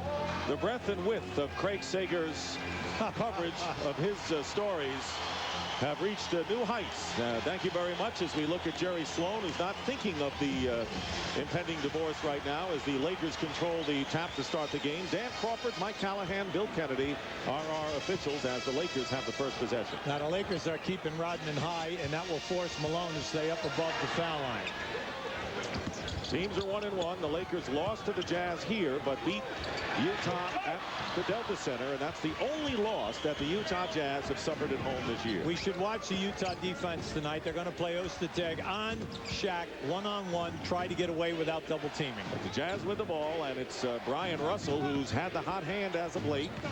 Rodman is on Malone. The big matchup we'll watch with 4 seconds on the shot clock. The pass knocked away by the Lakers, and the Jazz have 5 seconds to attempt a shot. Now, they did an excellent job defensively that time. They handled Stockton off that shuffle. And Brian Russell went backdoor, and on the pass from Malone scores. So Brian Russell, who has scored 20 points or more in back-to-back games for the first time in his career, gets the Jazz underway. Kobe Bryant working on Hornacek, and that'll be a tough assignment for Hornacek tonight as O'Brien misses the first shot. Yeah, they used the pick and roll that time. They went under it saying, hey, if you're going to beat us, Kobe, you have to take the 3-point shot. But as Hubie mentioned, the Jazz, a tremendously well-executed team. 8 on the shot clock. And that's how they've beaten the Lakers the last few years, forcing L.A. into perimeter shooting. And Hornacek lost the ball out of bounds, trying to drive the baseline. The defense in the first 2 sets for the Lakers has been excellent. They have taken them out of their first and second options, forcing them to handle the ball a lot and run the clock down. And unfortunately for Utah, they've kind of fumbled their way. Keep in mind, the Lakers losing to the Jazz in the first week of February. Del Harris was the coach. Dennis Rodman was no longer with the team. And then about a month later, the Lakers winning in Utah. Kurt Rambis was the coach, and Rodman was there, but still no Glenn Rice. And now Jerry Sloan's Jazz facing Glenn Rice for the first time. And once again, one of the guards gets 3 on the baseline. First it was Brian Russell, the forward, and John Stockton. And it is now 4-0 Utah. Hornacek with the pass that time, getting the assist. Good position down low, and Shaq loses the ball. 2-on-1, 3-on-1 now for the Jazz, and Karl Malone with the easy layup. That was excellent defense. Shaq tried to post up low. They did a good job in defending, and then on the kick out overplayed the lanes. Anytime you're on a 2-on-1 and your big man is running, give him the ball. Lakers #1 shooting in the league, the Jazz #2. Both have fine offenses, but the Jazz defense far superior to the Lakers, and that's been the big difference. Shaquille O'Neal, who is not double teamed on that play, gets his first point. You know, you look at Ostertag, he's over 7 foot. He's 275, 280 pounds. But Shaq, once he drops that shoulder, Dick, and catches you, he's going to knock you back. And Russell going in low to Ostertag now.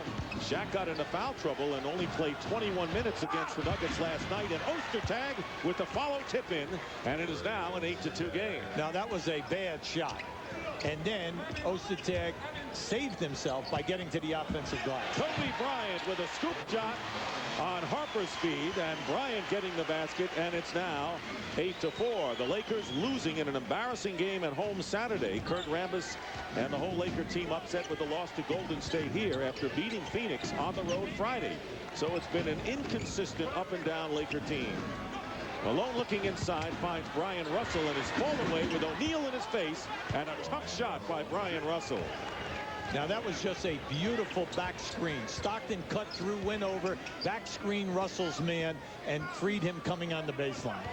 Here is Shaq down low working on Ostertag. No love lost between those two, as we realized last year when Shaq slapped Ostertag in the shoot-around and was suspended for the first game of the season. But John Stockton picks up this first personal foul. Now Ostertag, Dick, he's in the top 10 in shot blocking. He's there every year.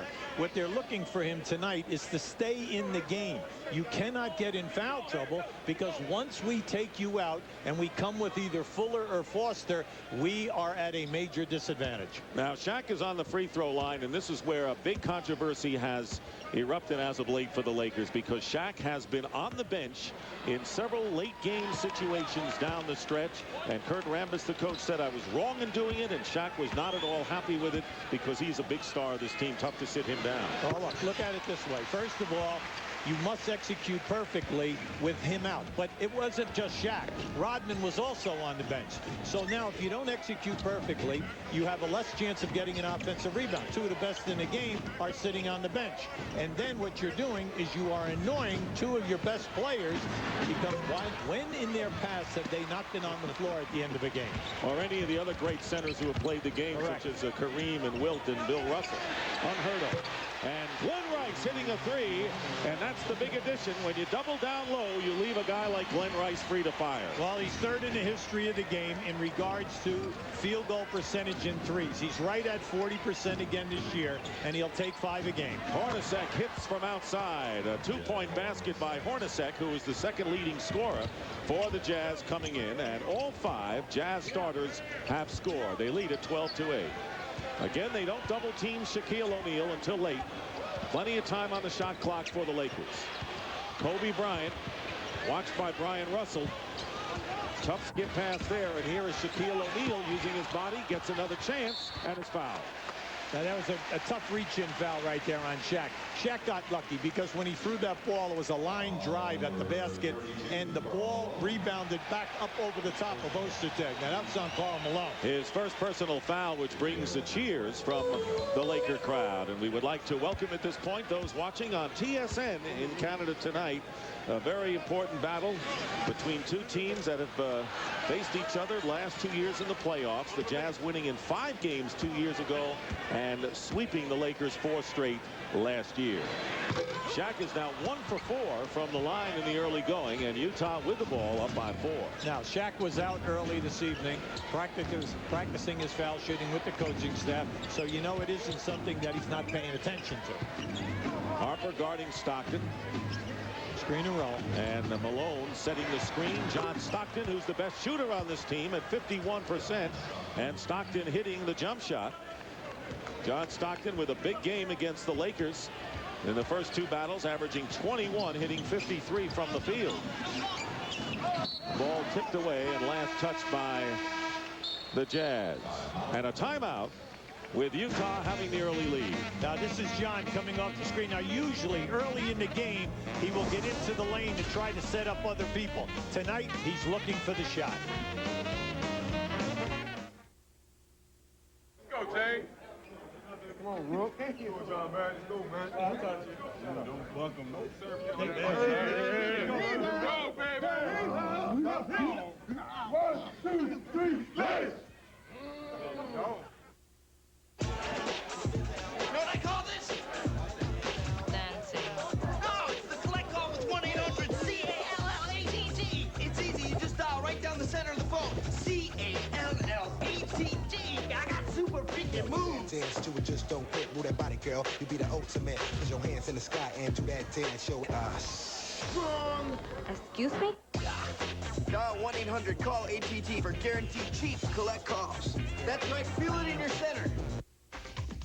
They came. I don't like it when my food touches skin.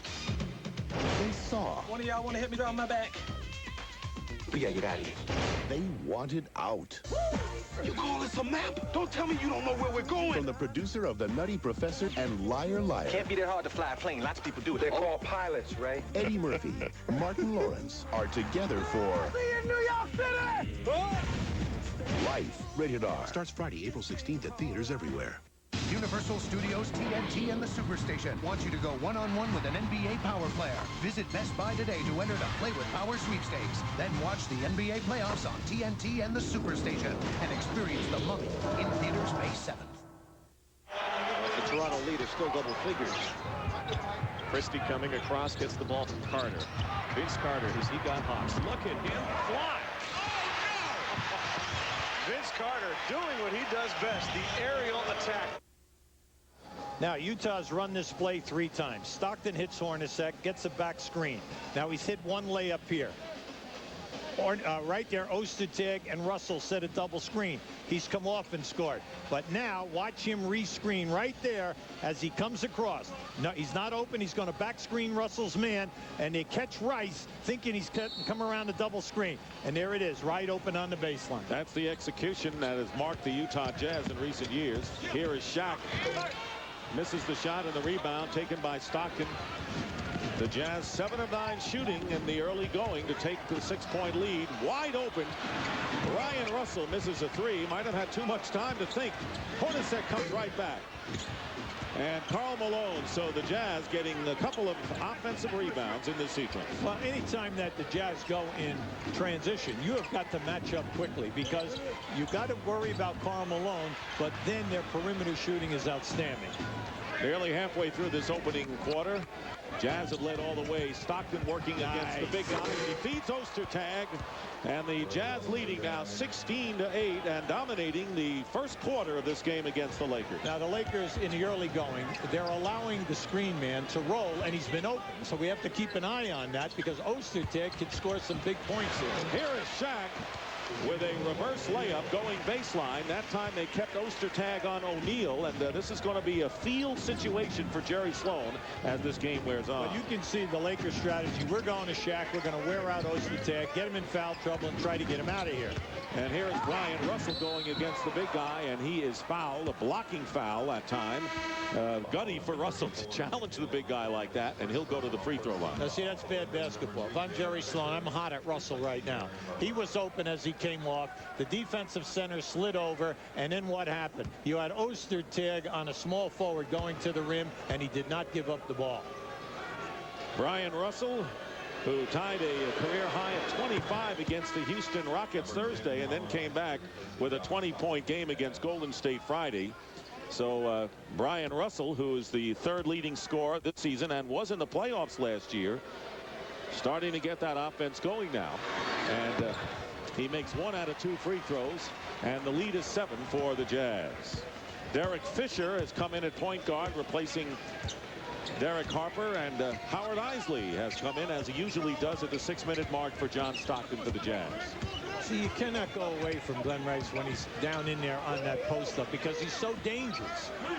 Here is Fisher taking the shot, and he had Ostertag in his face, and the former Kansas Jayhawk gets the rebound. The Jazz with under 5 minutes to go in the first quarter, leading by 7. Karl Malone with his 2nd field goal of the game, and they raise their lead to 9. What happens is they lull you to sleep. They get the execution. They have cutters moving. It's a well-oiled machine at the offensive end. Kobe Bryant with a pass to O'Neal. Crowd looking for the foul, none coming, and Karl Malone throws it away.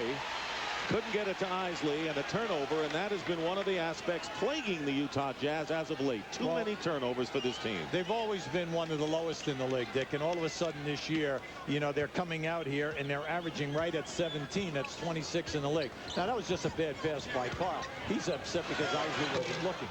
Russell doing a good job staying with Glenn Rice on the perimeter shot. So with a 9-point lead, the Jazz trying to open up double-digit advantage here with 4:15 to go in the first. That's good. Create the better passing angle and get it in and see what happens. Here's Malone. Double team, and Karl Malone coming in as the 4th leading scorer in the NBA at nearly 23 a game, and it's a 21-10 lead. Jazz at 71% shooting here in the first quarter. Again, they go to Shaq off the foot, and a pushing foul. It's a bad foul on Ostertag. It's a bad foul.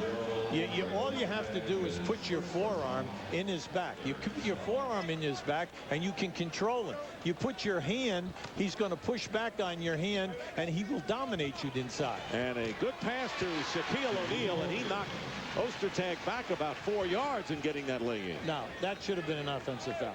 But as you know, in the history of this league, the great offensive players will always get the non-call in that situation.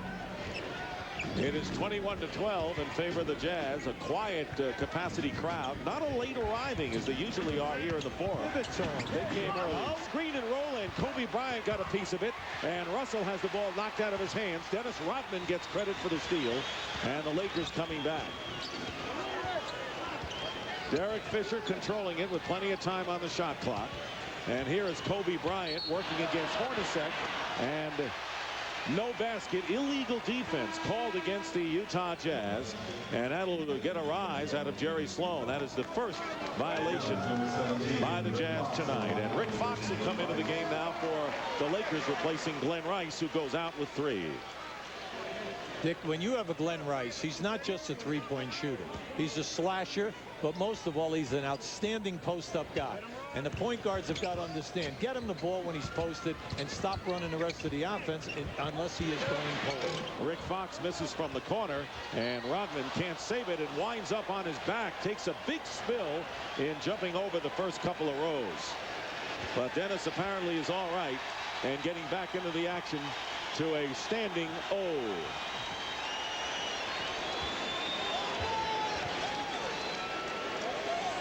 You're going to see Dennis make his move. Now, he does this all the time. He's going to try to make the play. Unfortunately, he took that guy right there in that baseline seat. Hornacek hitting the jumper, and I think he helped the gentleman there by holding on instead of going into him full flush. Meanwhile, Hornacek getting the basket. It's 23-12. The Jazz again up by 11 with 2:40 to play in the first quarter. Here is Shaq. Hornacek helps Ostertag.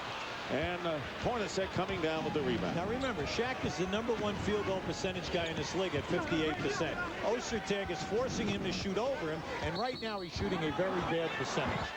And Malone hits the ground, and a technical foul has been called against Dennis Rodman. Well, you got to watch out here now. Dennis Rodman, who was ejected against Golden State and has 11 technical fouls coming in now, has 12 on the season, and that is as many as the rest of the LA Lakers have. And Hornacek will shoot the technical foul.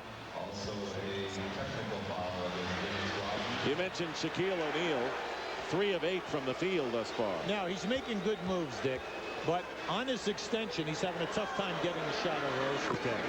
And on the foul line, we have one of the great shooters on the foul line. He's, for his career, 87% for Jeff Hornacek. Now keep an eye right now on Rodman. See, Rodman lost Malone here. Now, as he just grabs on, you're going to see there's right there. He grabs him and he pulls him down right on top. Now that's a hard hit in the hip area. Utah doubles up the Lakers. A little chicken music, please. Thigh bones connected to the wing bones connected to the drums. Hold it, stop the music. There's no bones in my crispy strips, just juicy white breast meat, freshly prepared. A real meal. And this crispy strips meal is just $2.99. Bones not included. At KFC, we do chicken right. No bones, no bones, no bones at all. No bones, no bones, no bones at all. The Superstation invites you to a national celebration commemorating one of the biggest moments in sports. It's Hank Aaron Night, 7:35 Eastern, Thursday night only on the Superstation. Barbara! Oh! I've come to take you away. What about the guards? Ha! I'd battle an entire legion for you. Wow.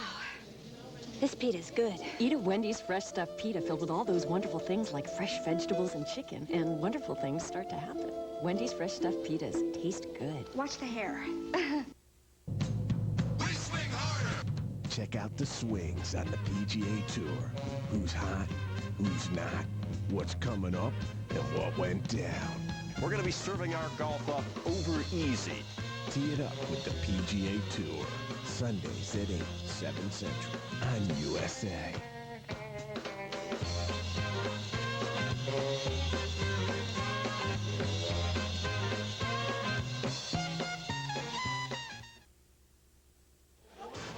And we used the term fireworks in the duel between Karl Malone and Dennis Rodman last year in 3 of the playoff games. This is the kind of activity that went on in the NBA Finals. Well, you saw the one trip, and then all of a sudden you saw a pop with an elbow. Now you see them go down twice, and then they go down again.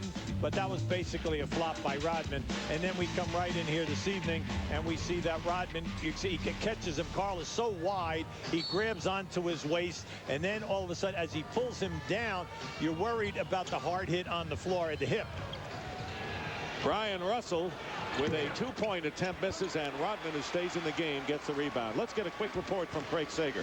Karl Malone complained about pain in the lower back and also the neck, but he said he wanted to go back in. Dick? As Karl would, because this is one of the big ones for the Jazz. And there, Rick Fox penetrating, getting inside, and Shaquille O'Neal picks up the loose ball. 9 points for Shaq, and he has taken 9 of the 15 shots the Lakers have attempted here in the first quarter. 24-14, and even still 14 points for the highest scoring team in the NBA. Not much to show as the Jazz defense. There's Hornacek for 3, and it's off the front rim. The Lakers with their first fast break opportunity tonight. Derek Fisher sees nothing and has to set it up. Here is Kobe Bryant firing, and only black shirts underneath. Brian Russell picks up the loose ball, so the lead is 10 for the Jazz as we wind down to a minute to go in the first. Now Isley just having a great season this year. He's up to 20 minutes a game. And here he fires away and misses, and Shaq gets the rebound. But you're right about Isley. He has played just about 7.5 minutes less than John Stockton per game. So he is almost like a 1A point guard on this team. Well, they like his total development. By that I mean not only just at the defensive end and in scoring, but then the fact that he's running the team. Utah doing a good job on the outside ball movement, but you can't do anything about that. Defenseless is what you are when Shaq gets it in that spot. Well, you cannot let him get below the dotted line in the paint, Dick, because anytime he catches it, he jumps so high and so strong, he can dunk from that area. So what you have to do is almost front him in that area, or at least topside him. Here is Isley getting a free ride inside, misses the layup, and Rick Fox gets the rebound with under a half a minute to go and about 6+ seconds differential between the game clock and the shot clock. The lead is 8 for the Utah Jazz. Utah will get it back with at least a good solid 6 seconds to do something with it. Fisher going into Kobe Bryant, posting up in the double team, and he loses it. Now foul called against the Utah Jazz. And that is the 4th team foul against Utah and a non-shooting situation. Well, there was a deal there where they're saying, hey, we can post Hornacek.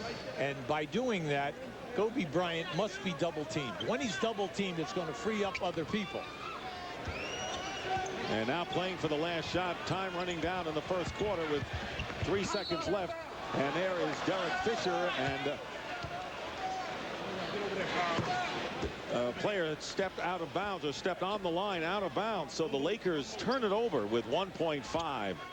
Yeah, I was disappointed in Kobe Bryant because he had the man on the roll wide open. And the final shot of the first quarter missed by Brian Russell. So Karl Malone leads with 6. Shaq has 11. And the Jazz lead at 24-16 after 1 here at the Great Western Forum.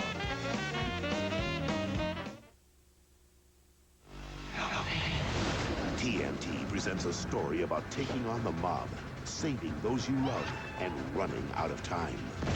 From the writer of Saving Private Ryan, Treat Williams, Kim Cattrall. I'm staying here with you. I've got to distract him. finish it. 36 Hours to Die. See it for the first time anywhere. Sunday night at 8, only on TNT. The best movie studio on television. We've been watching you. Every time you move. Every time you bend. Every time you breathe. That's how we got to be the best, most advanced sports nutrition company in the world. Twin Lab, we can't stop thinking about your body. Visit GNC today to get 20% off all Twin Lab sports nutrition and enter the Power Trip sweepstakes to win a Corvette, Harley, or thousands of other great prizes.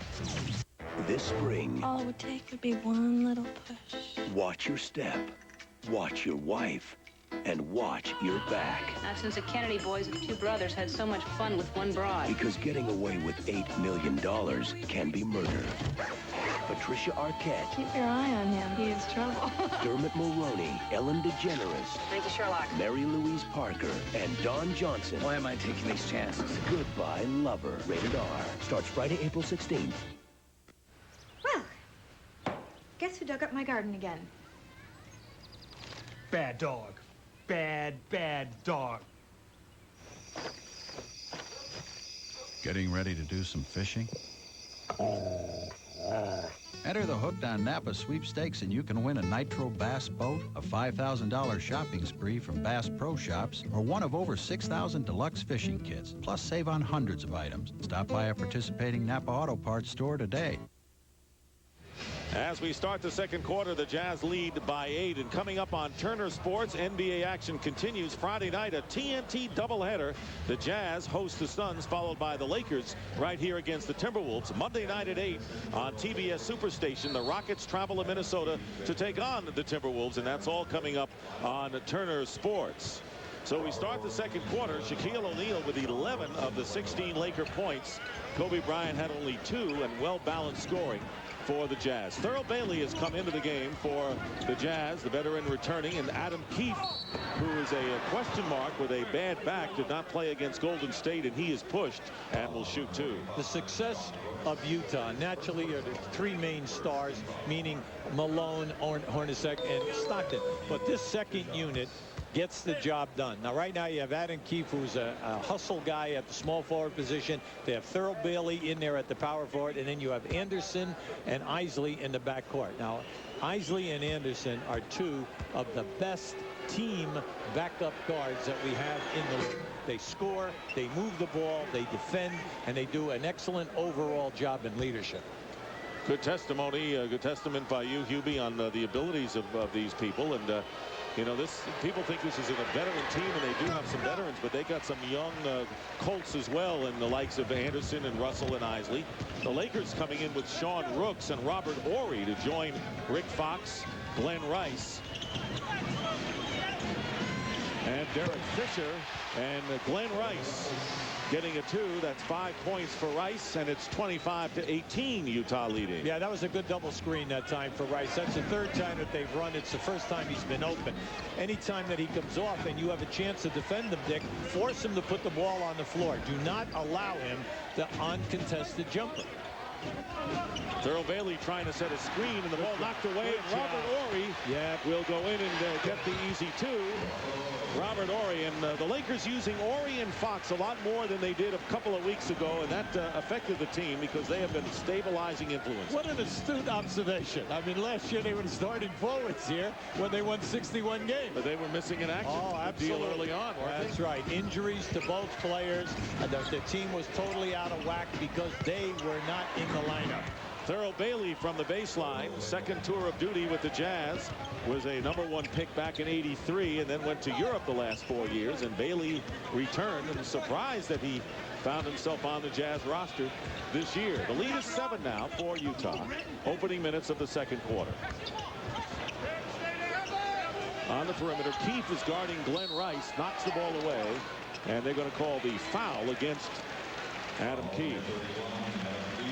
You're looking at your guy right now. You want to be physical, but you do not want Adam to pick up the fouls because right now you've already committed 2, and we've played less than 2 minutes.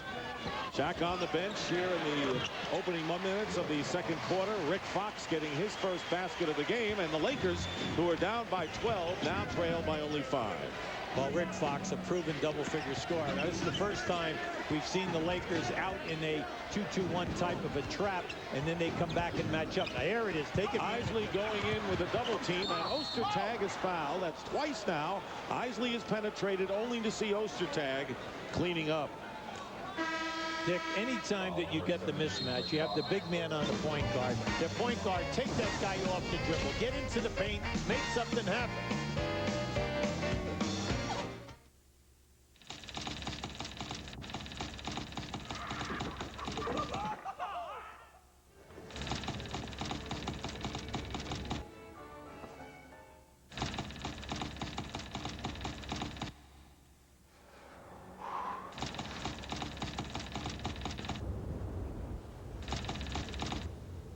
The biggest movies, the best movies, only one place, HBO. Coming in for a fast shine, guys. He's pressed for time, but he's still gonna get a great shine. Introducing new Turtle Wax Express Shine Liquid Car Wax. Just wipe on. There's no buffing. The rich Carnauba formula in Turtle Wax Express Shine gives you hard shell protection and breakthrough shine in no time. Great for all finishes. Clear coats too. Turtle Wax Express Shine. Spray or new liquid. So fast it runs circles around the rest.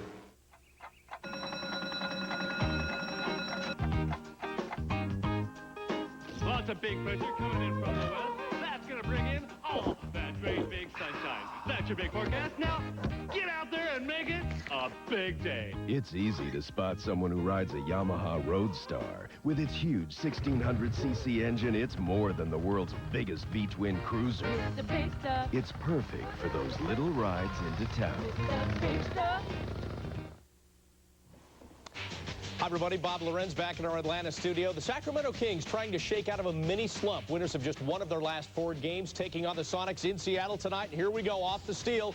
Jason Williams takes it up, and then he feeds the monster. Right side, Chris Webber, who had 10 at the break. He's halfway to his average of about 20 a game. Williams with 11. Kings lead in Seattle by 5 at the half.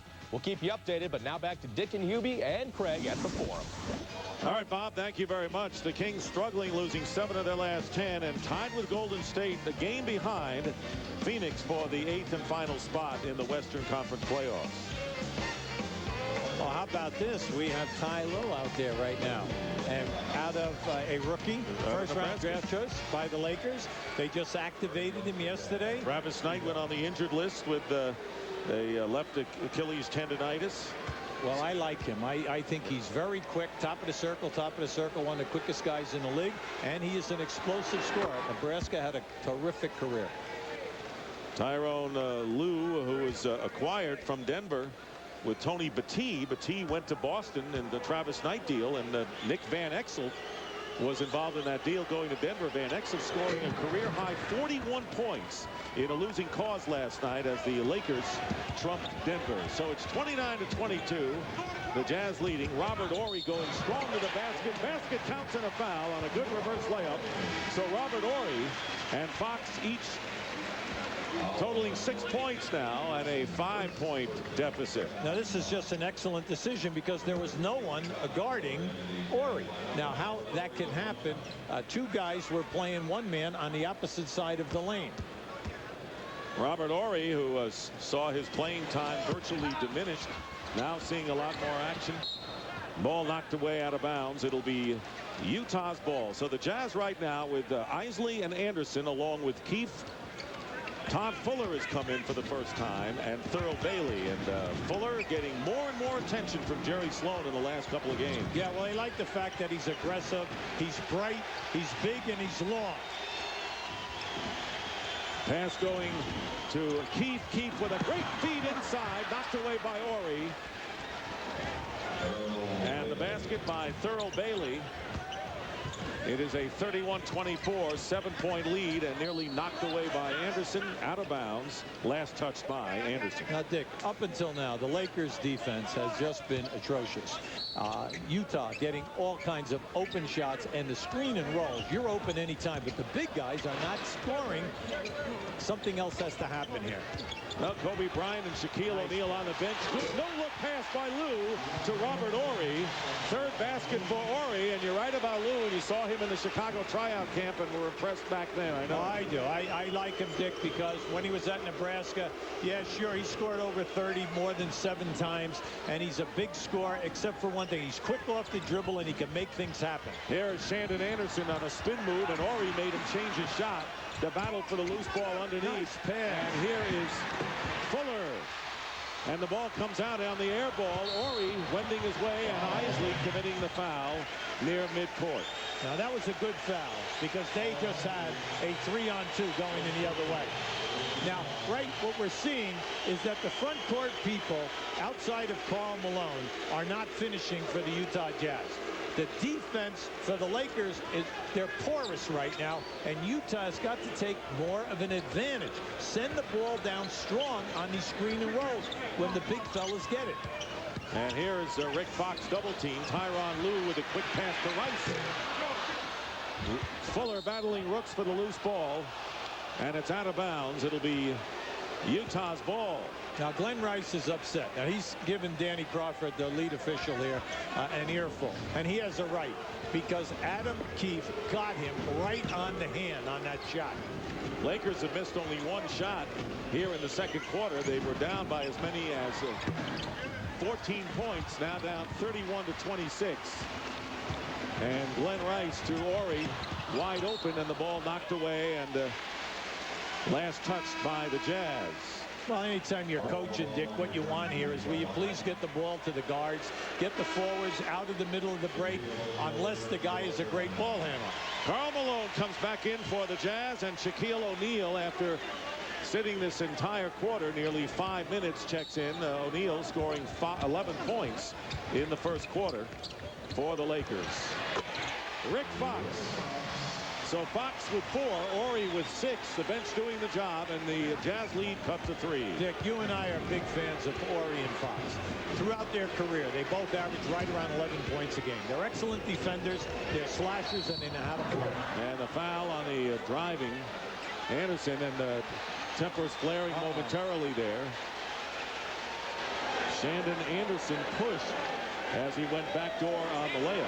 Well, see, that is their UCLA set, and instead of hitting the wing, all right, instead of hitting the wing, what happens is that they hit Karl Malone up high, and when you hit Karl Malone up high, it tells the wingman to go back door. He was definitely open, and they made the play. Rick Fox committing his second personal foul. Here is Anderson for 3. Keefe fighting and gets the offensive rebound. Big play by Adam Keefe. Oh, he's very active. Malone working against Horry, goes strong inside, and a foul. And you can see the tempers are getting very short here, and we're only in the second quarter. Now here it just happened, a strong move by Karl. You can see that's a good foul. You know, in this league, when you have two big Brahmas hitting one another, Shaq at 7 foot, 330 pounds, and Karl at 6 foot 9, 270, you know that there's going to be hard fouls here. But for Shaq, it is his second personal foul, and Karl Malone misses the free throw. Malone is 76% from the free throw line coming into this game, and has 6 points. He and Ostertag are the scoring leaders in what has been a balanced Utah attack thus far. Well, during the course of the season, Iverson leads the league in foul shot attempts at close to 11. Then you have Shaq and Karl Malone right at 10 in the second and third spot. He hits one of them, and the Jazz lead by 4, 32-28. Utah scoring only 10 points thus far in the second quarter. Here's Glenn Rice working around Keefe. Didn't have control. Tyronn Lue is open, and Anderson gets the rebound on the miss. Howard Isley, who came in at the 6-minute mark of the first quarter, remains at point guard, and Fox with a great steal gets it to Lue, being chased by Fuller, and they foul before the shot, and they're going to say it's a two. shot foul. And they give him the ball. See, he's out. Good call by the official. Oh, absolutely. He was out in front of the defense. Anytime that you're out in front and you get hit from behind and there's no one else in there, you know that you're going to get a two-shot foul and the ball on the side. It's a great play by Rick Fox. It's a breakaway foul. And there you see the push by Fuller. Lou is ahead of everybody. And we'll be right back. CNN Sports Illustrated, the sports network more people are switching to. Call your cable or satellite provider. The river. I dropped my Bud Light in the river. The river? For the love of so much, not the river. Bud Light in the river, huh? Well, here we go again. Who's with me? Show your hands! For the great taste that won't fill you up and never let you down, make it a Bud Light. Come on, Stumpy! It was only on one TV downstairs, and with Marcus, we could have it all through the house.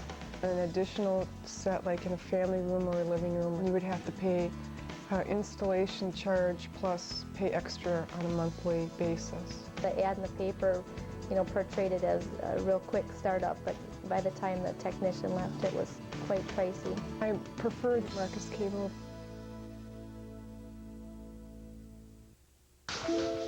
Barbara! Oh! I've come to take you away. What about the guards? Ha! I'd battle an entire legion for you. Barbara. Barbara. Wow.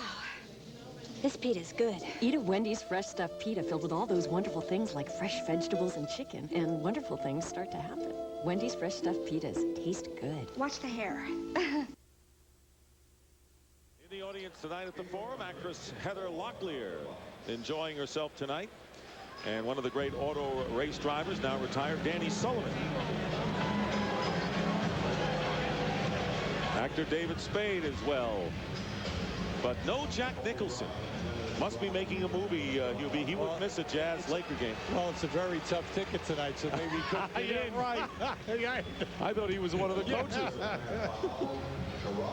No, he always helps the visiting team. All right, I know that. Because he's only a few seats down from the head coach.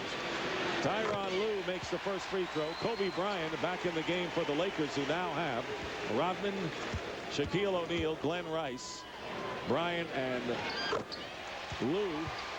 He makes both free throws. The Jazz with John Stockton back in at point guard with Karl Malone, Brian Russell, Shandon Anderson, and Todd Fuller. So they've got a couple of big men in there. Pretty. And they drive to the basket. Anderson keeps possession and gets fouled. Good alert. Presence of mind by Shandon Anderson underneath. Yeah, they just ran a split on the high post. And when they gave it to the second cutter, Anderson, he was wide open going down the lane. Now, if you go back and think, we've played a quarter and a half. Utah has missed, with no exaggeration here, 6 dunks. Now you say, yeah, but they're getting fouled. Yeah, but you know what? You would have 3-point plays, not 2-point plays. Shandon Anderson, bothered by a bad back, but playing better as of late, throws up a brick on the first free throw attempt. By the way, that foul on Anderson was by Dennis Rodman, his second. Rodman also picking up a technical foul in the first quarter. Anderson misses both. The Jazz tonight, uncharacteristic, 6 for 11 from the foul line. They're 4th in the league at 76%. But they get the ball back in a hurry after the Lakers, who are down by 12, cut the margin to 2. Lue guarding the veteran Stockton goes out to Brian Russell. And here is Fuller, and he hits. Fuller, who passed up a Rhodes Scholar nomination to pursue a pro career.